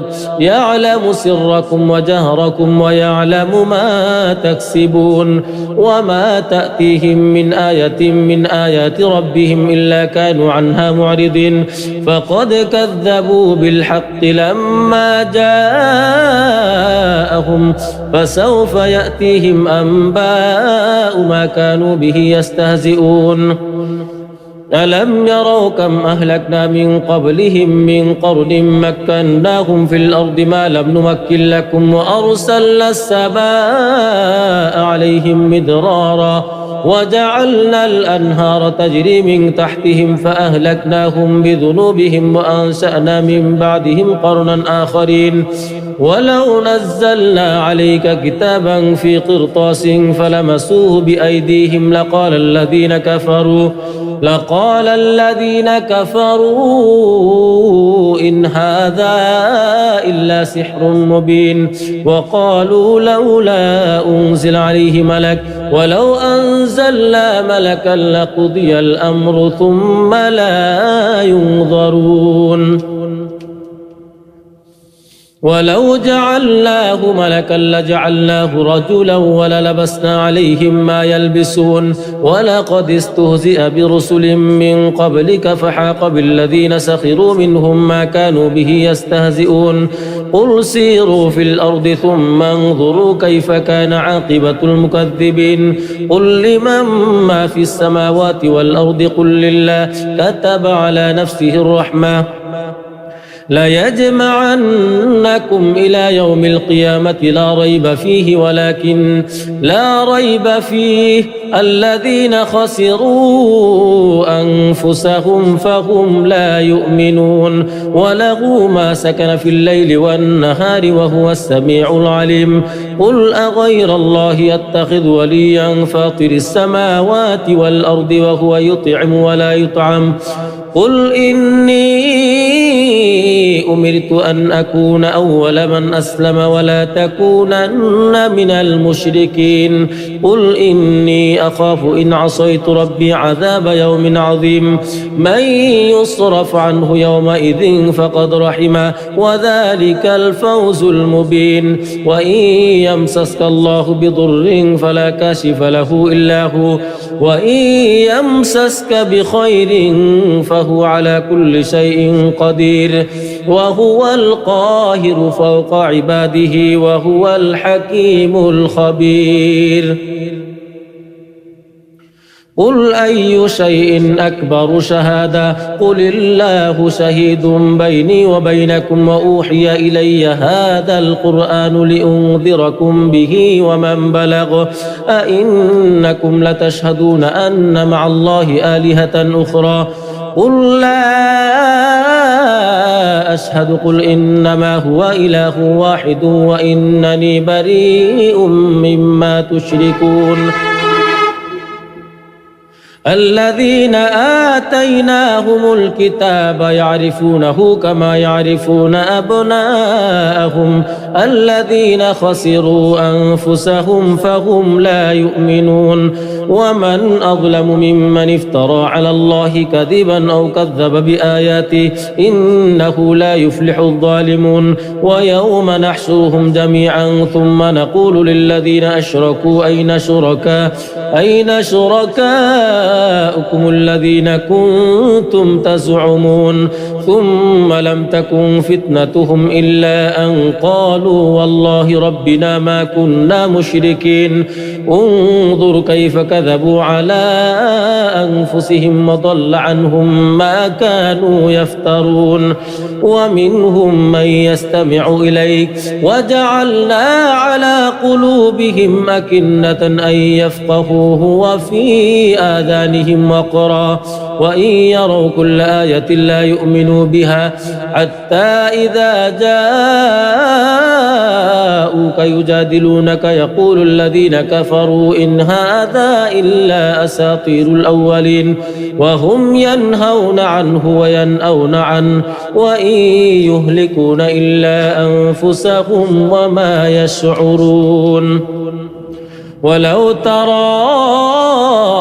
إذ وقفوا على النار فقالوا يا ليتنا نرد ولا نكذب بآيات ربنا ونكون من المؤمنين بل بدا لهم ما كانوا يخفون من قبل ولو ردوا لعادوا لما نهوا عنه وإنهم لكاذبون وقالوا إن هي إلا حياتنا الدنيا وما نحن بمبعوثين ولو ترى إذ وقفوا على ربهم قال أليس هذا بالحق قالوا بلى وربنا قال فذوقوا العذاب بما كنتم تكفرون قد خسر الذين كذبوا بلقاء الله حتى إذا جاءتهم الساعة بغتة قالوا يا حسرتنا على ما فرطنا فيها وهم يحملون أوزارهم على ظهورهم ألا ساء ما يزرون وما الحياة الدنيا إلا لعب وله وللدار الآخرة خير للذين يتقون أفلا تعقلون قد نعلم إنه ليحزنك الذي يقولون فإنهم لا يكذبونك ولكن الظالمين بآيات الله يجحدون ولقد كذبت رسل من قبلك فصبروا على ما كذبوا وأوذوا حتى أتاهم نصرنا ولا مبدل لكلمات الله ولقد جاءك من نبأ المرسلين وإن كان كبر عليك إعراضهم فإن استطعت أن تبتغي نفقا في الأرض أو سلما في السماء فتأتيهم بآية ولو شاء الله لجمعهم على الهدى فلا تكونن من الجاهلين إنما يستجيب الذين يسمعون والموتى يبعثهم الله ثم إليه يرجعون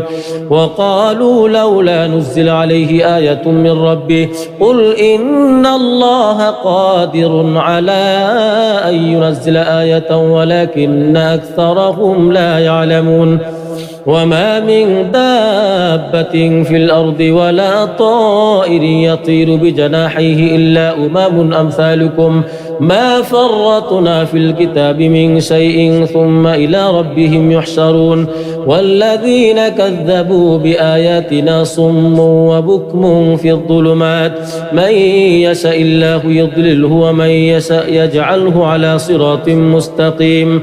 قل أرأيتكم إن أتاكم عذاب الله أو أتتكم الساعة وغير الله تدعون إن كنتم صادقين بل إياه تدعون فيكشف ما تدعون إليه إن شاء وتنسون ما تشركون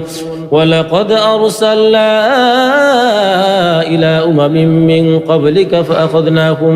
فأخذناهم بالبأساء والضراء لعلهم يتضرعون فلولا إذ جاءهم بأسنا تضرعوا ولكن قست قلوبهم وزين لهم الشيطان ما كانوا يعملون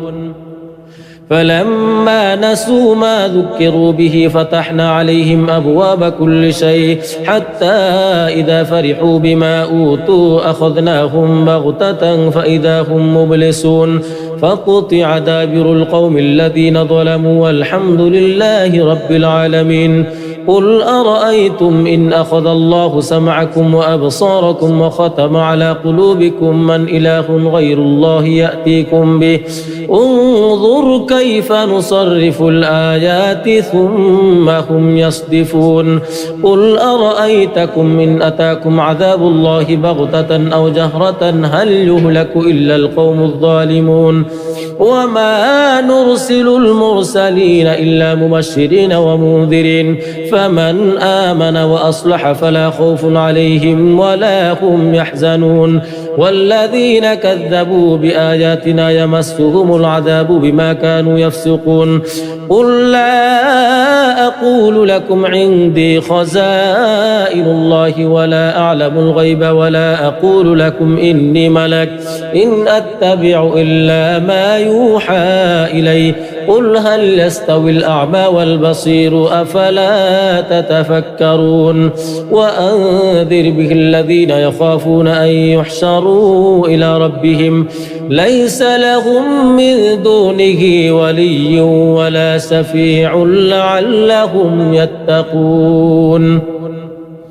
ولا تطرد الذين يدعون ربهم بالغداة والعشي يريدون وجهه ما عليك من حسابهم من شيء وما من حسابك عليهم من شيء فتطردهم فتكون من الظالمين وكذلك فتنا بعضهم ببعض ليقولوا أهؤلاء من الله عليهم من بيننا أليس الله بأعلم بالشاكرين وإذا جاءك الذين يؤمنون بآياتنا فقل سلام عليكم كتب ربكم على نفسه الرحمة أنه من عمل منكم سوءا بجهالة ثم تاب من بعده وأصلح فأنه غفور رحيم وكذلك نفصل الآيات ولتستبين سبيل المجرمين قل إني نهيت أن أعبد الذين تدعون من دون الله قل لا أتبع أهواءكم قد ضللت إذا وما أنا من المهتدين قل إني على بينة من ربي وكذبتم به ما عندي ما تستعجلون به إن الحكم إلا لله يقص الحق وهو خير الفاصلين قل لو أن عندي ما تستعجلون به لقضي الأمر بيني وبينكم والله أعلم بالظالمين وعنده مفاتح الغيب لا يعلمها إلا هو ويعلم ما في البر والبحر وما تسقط من ورقة إلا يعلمها ولا حبة في ظلمات الأرض ولا رطب ولا يابس إلا في كتاب مبين وهو الذي يتوفاكم بالليل ويعلم ما جرحتم بالنهار ثم يبعثكم فيه ليقضى أجل مسمى ثم إليه مرجعكم ثم ينبئكم بما كنتم تعملون وهو القاهر فوق عباده ويرسل عليكم حفظا حتى إذا جاء أحدكم الموت توفته رسلنا وهم لا يفرطون ثم ردوا إلى الله مولاهم الحق ألا له الحكم وهو أسرع الحاسبين قل من ينجيكم من ظلمات البر والبحر تدعونه تضرعا وخفيا لئن أنجانا من هذه لنكونن من الشاكرين قل الله ينجيكم منها ومن كل كرب ثم أنتم تشركون قل هو القادر على أن يبعث عليكم عذابا من فوقكم أو من تحت أرجلكم أو يلبسكم شيعا ويذيق بعضكم بأس بعض انظر كيف نصرف الآيات لعلهم يفقهون وكذب به قومك وهو الحق قل لست عليكم بوكيل لكل نبأ مستقر وسوف تعلمون وإذا رأيت الذين يخوضون في آياتنا فأعرض عنهم حتى يخوضوا في حديث غيره وإما ينسينك الشيطان فلا تقعد بعد الذكرى مع القوم الظالمين وما على الذين يتقون من حسابهم من شيء ولكن ذكرى لعلهم يتقون وذر الذين اتخذوا دينهم لعبا ولهوا وغرتهم الحياة الدنيا وذكر به أن تبسل نفس بما كسبت ليس لها من دون الله ولي ولا شفيع وإن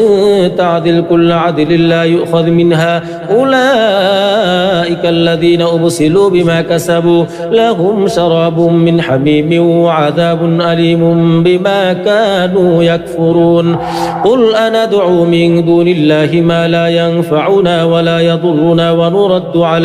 ونرد على أعقابنا بعد إذ هدانا الله كالذي استهوته الشياطين في الأرض حيران له أصحاب يدعونه إلى الهدى ائتنا قل إن هدى الله هو الهدى وأمرنا لنسلم لرب العالمين وأن أقيموا الصلاة واتقوه وهو الذي إليه تحشرون وهو الذي خلق السماوات والأرض بالحق ويوم يقول كن فيكون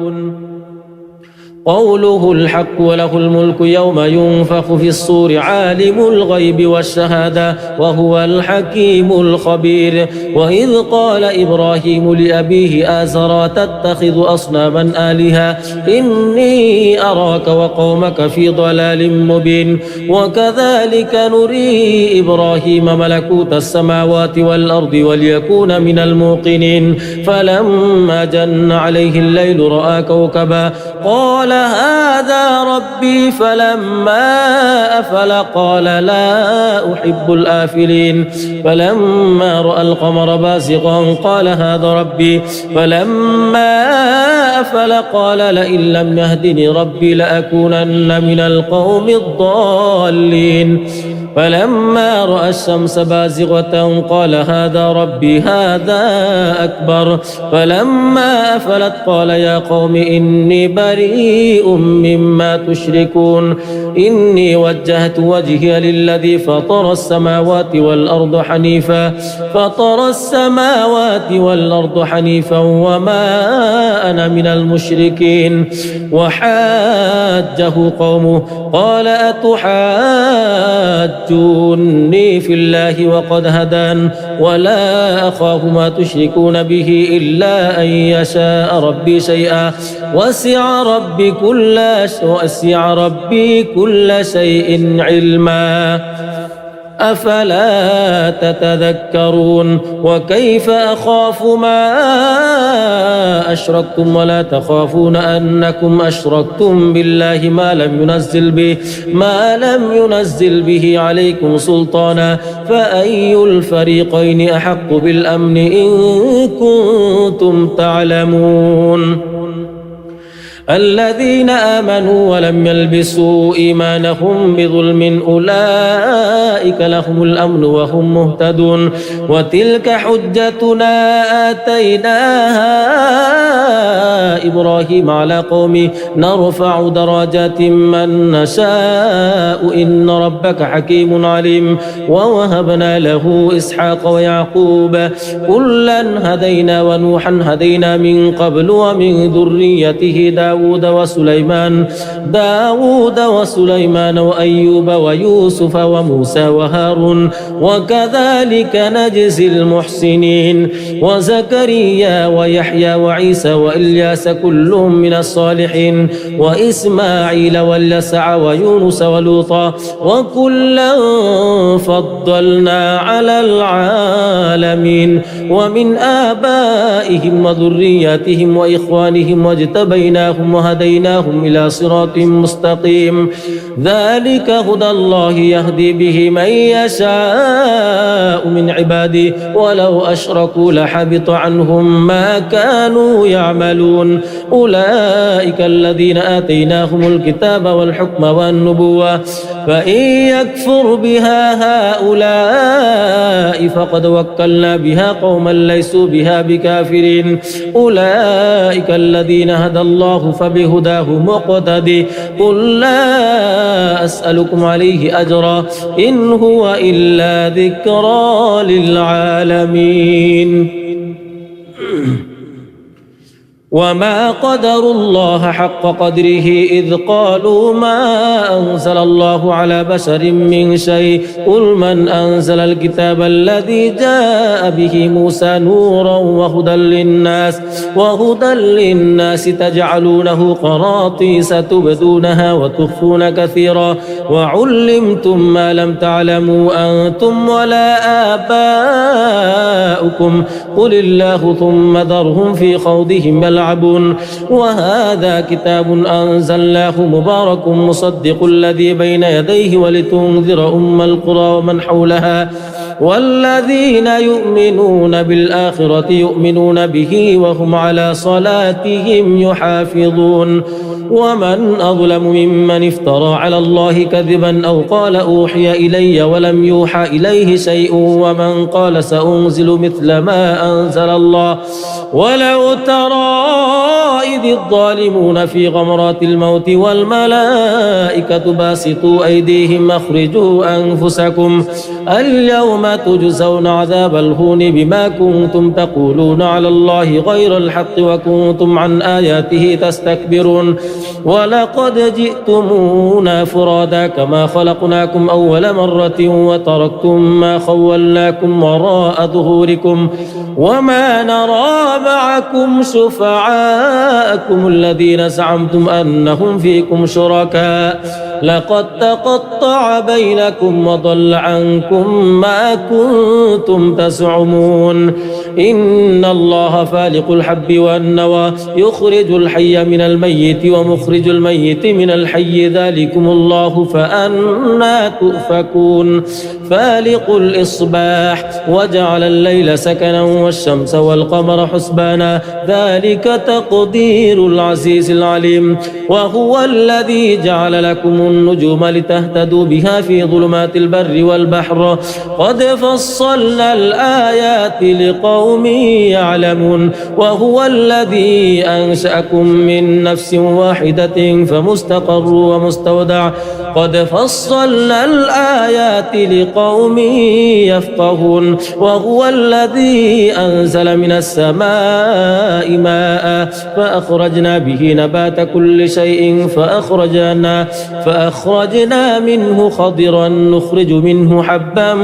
متراكبا ومن النخل من طلعها قنوان دانية وجنات من أعناب والزيتون والرمان مشتبها وغير متشابه انظروا إلى ثمره إذا أثمر وينعي إن في ذلكم لآيات لقوم يؤمنون وجعلوا لله شركاء الجن وخلقهم وخرقوا له بنين وبنات بغير علم سبحانه وتعالى عما يصفون بديع السماوات والأرض أنى يكون له ولد ولم تكن له صاحبة وخلق كل شيء وهو بكل شيء عليم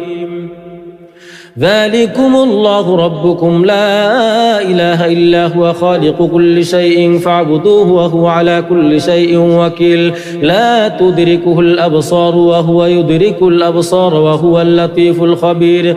قد جاءكم بصائر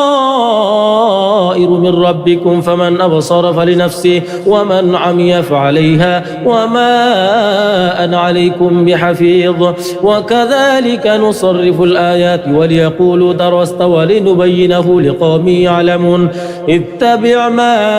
أوحي إليك من ربك لا إله إلا هو وأعرض عن المشركين ولو شاء الله ما أشركوا وما جعلناك عليهم حفيظا وما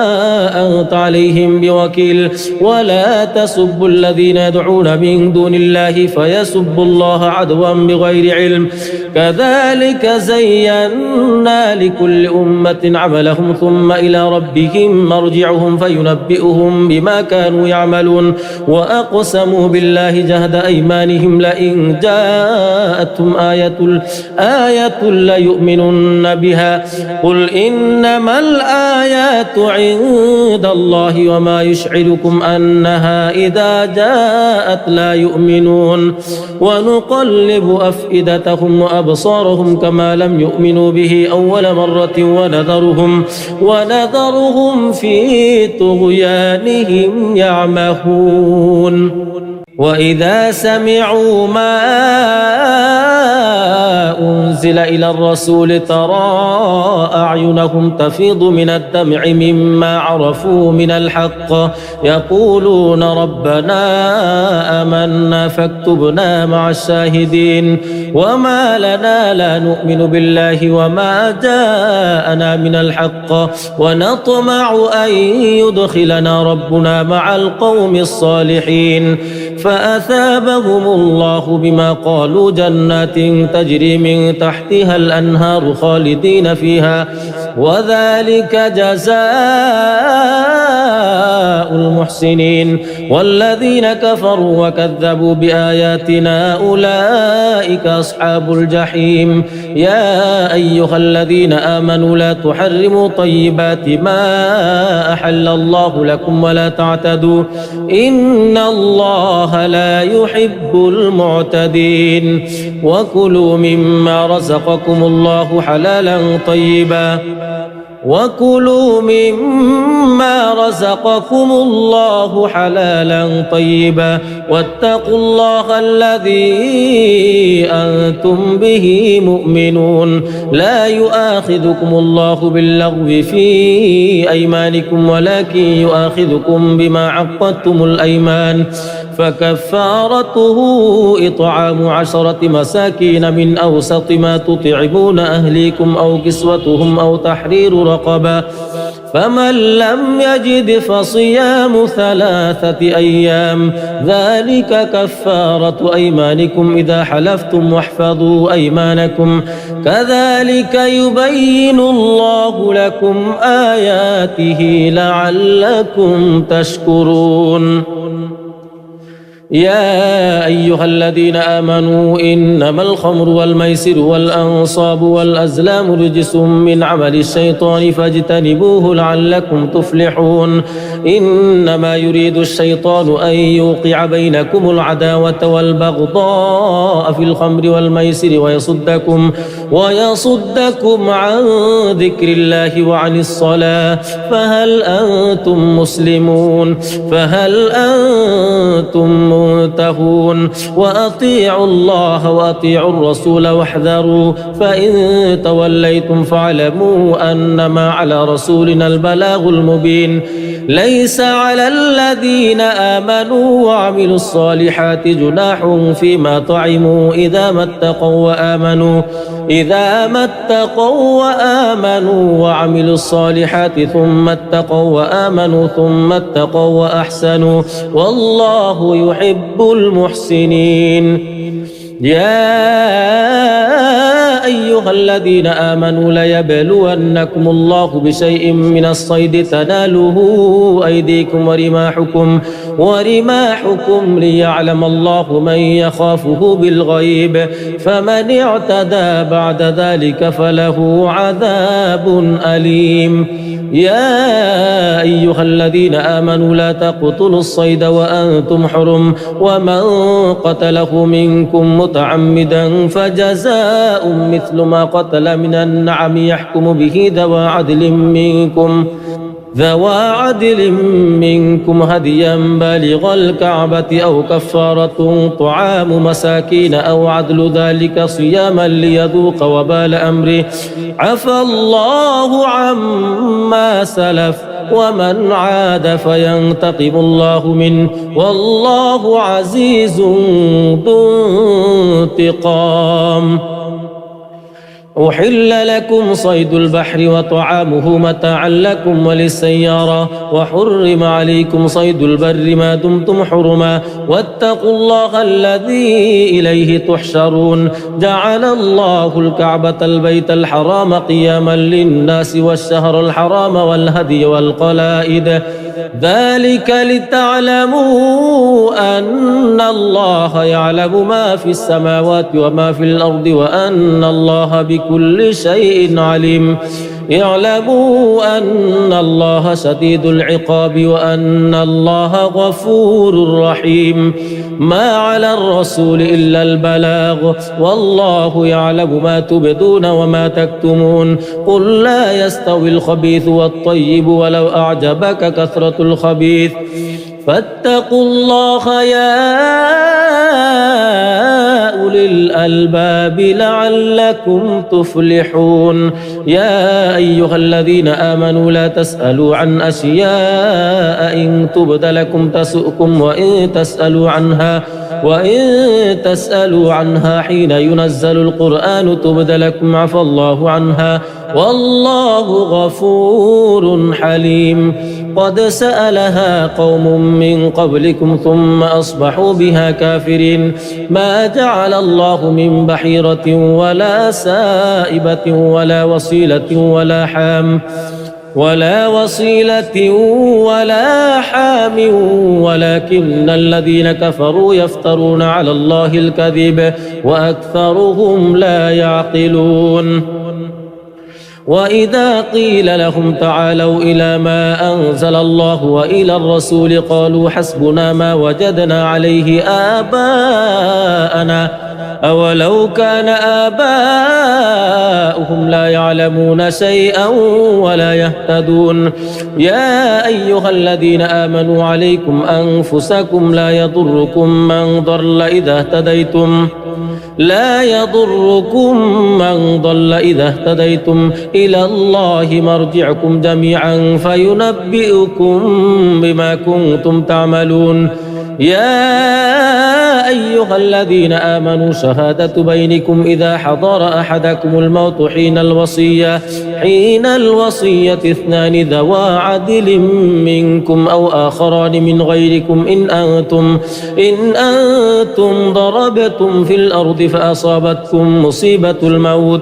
تحبسونهما من بعد الصلاة فيقسمان بالله إن ارتبتم لا نشتري به ثمنا ولو كان ذا قربى ولا نكتم شهادة الله إنا إذا لمن الآثمين فإن عثر على أنهما استحقا إثما فآخران يقومان مقامهما من الذين استحق عليهم الأوليان فيقسمان بالله لشهادتنا أحق من شهادتهما وما اعتدينا إنا إذا لمن الظالمين ذلك أدنى أن يأتوا بالشهادة على وجهها أو يخافوا أن ترد أيمان بعد أيمانهم واتقوا الله واسمعوا والله لا يهدي القوم الفاسقين يوم يجمع الله الرسل فيقول ماذا أجبتم قالوا لا علم لنا إنك أنت علام الغيوب إذ قال الله يا عيسى ابن مريم اذكر نعمتي عليك وعلى والدتك إذ أيدتك بروح القدس تكلم الناس في المهد وكهلا وإذ علمتك الكتاب والحكمة والتوراة والإنجيل وإذ تخلق من الطين كهيئة الطير بإذني فتنفخ فيها فتكون طيرا بإذني وتبرئ الأكمه والأبرص بإذني وإذ تخرج الموتى بإذني وإذ كففت بني إسرائيل عنك إذ جئتهم بالبينات فقال الذين كفروا منهم إن هذا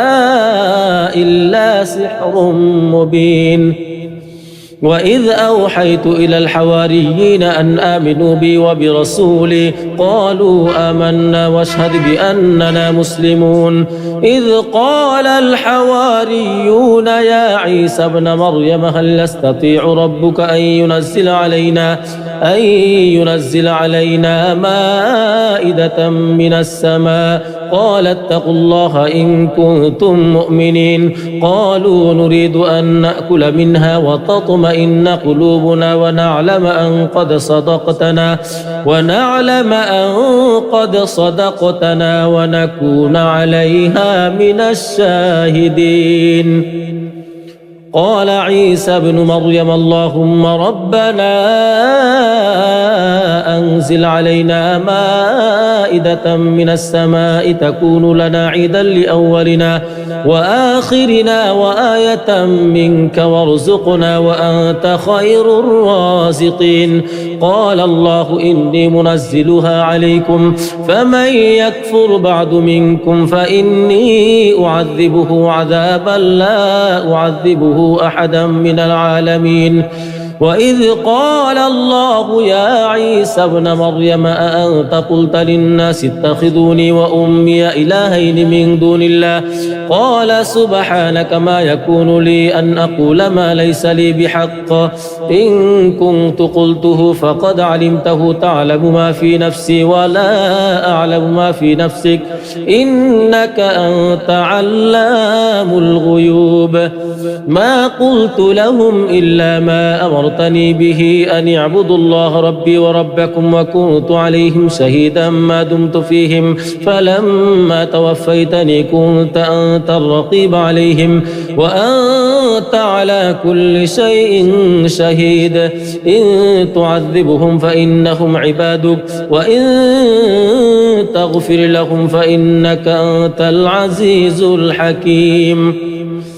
قال الله هذا يوم ينفع الصادقين صدقهم لهم جنات تجري من تحتها الأنهار خالدين فيها أبدا رضي الله عنهم ورضوا عنه ذلك الفوز العظيم.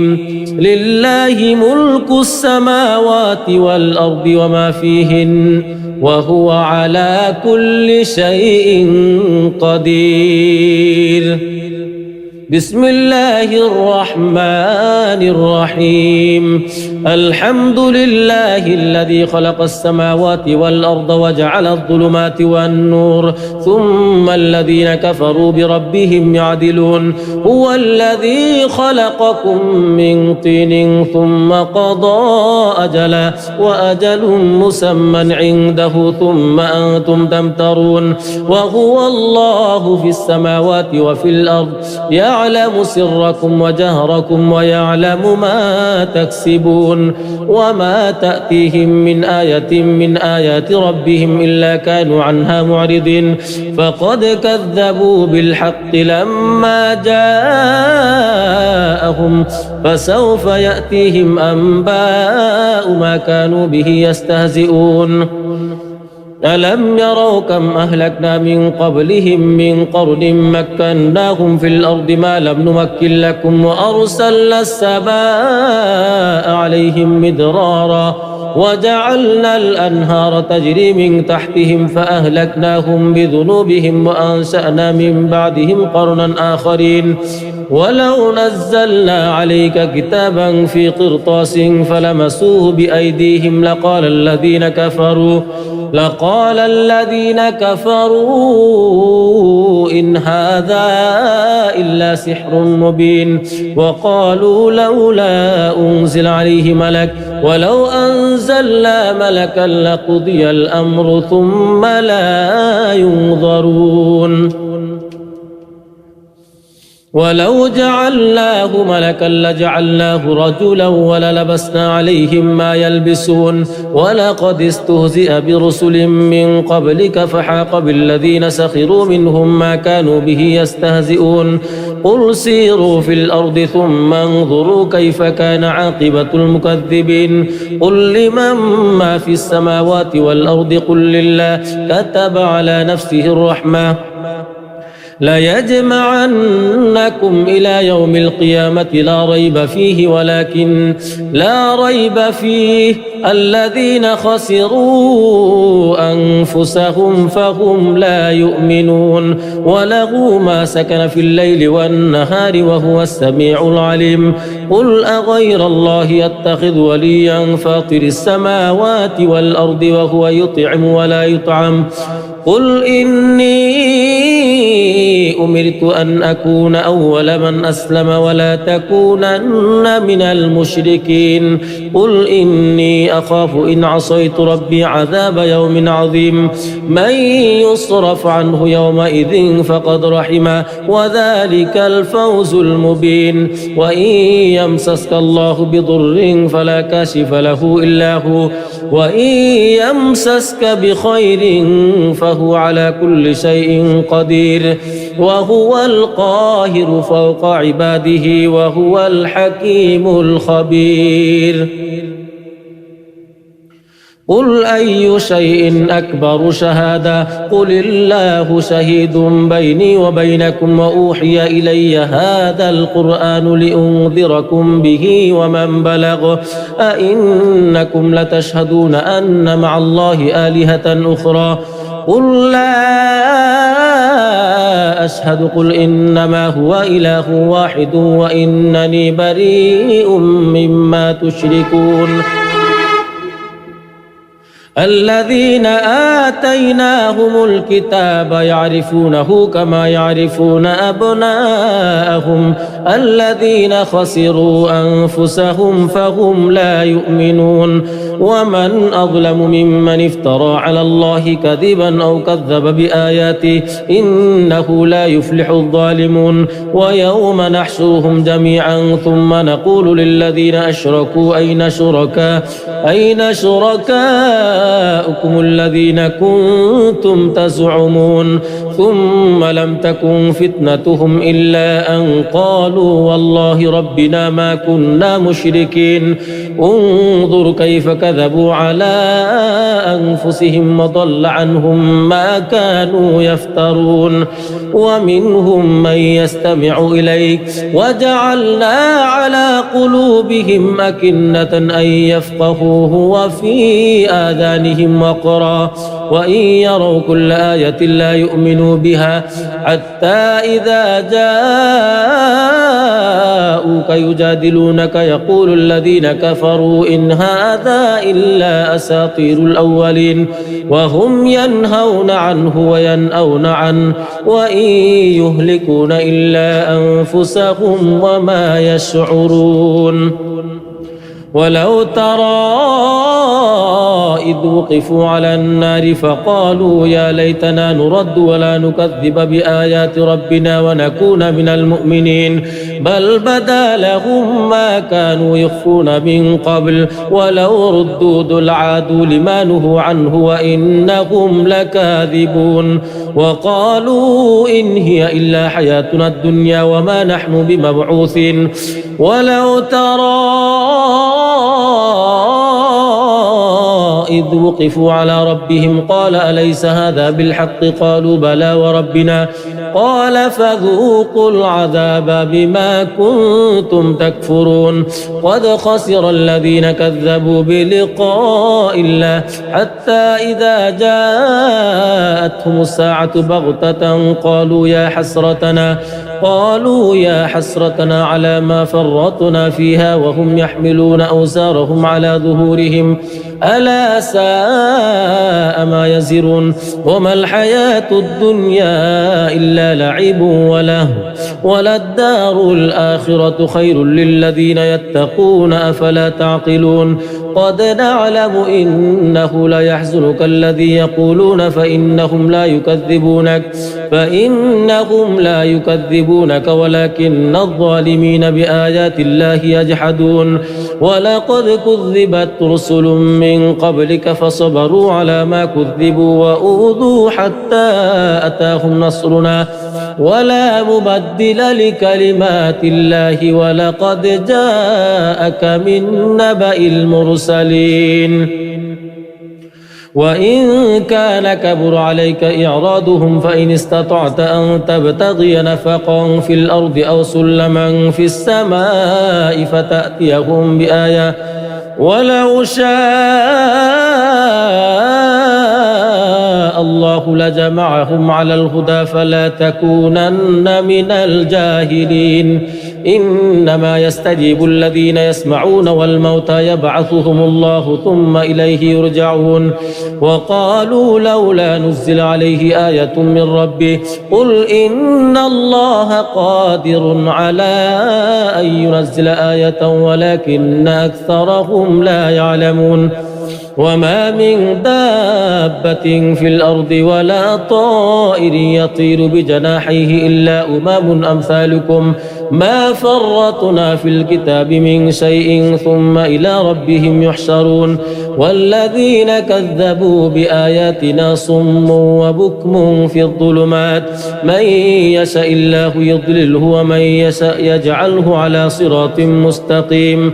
قل أرأيتكم إن أتاكم عذاب الله أو أتتكم الساعة وغير الله تدعون إن كنتم صادقين بل إياه تدعون فيكشف ما تدعون إليه إن شاء وتنسون ما تشركون ولقد أرسلنا إلى أمم من قبلك فأخذناهم بالبأساء والضراء لعلهم يتضرعون فلولا إذ جاءهم بأسنا تضرعوا ولكن قست قلوبهم وزين لهم الشيطان ما كانوا يعملون فلما نسوا ما ذكروا به فتحنا عليهم أبواب كل شيء حتى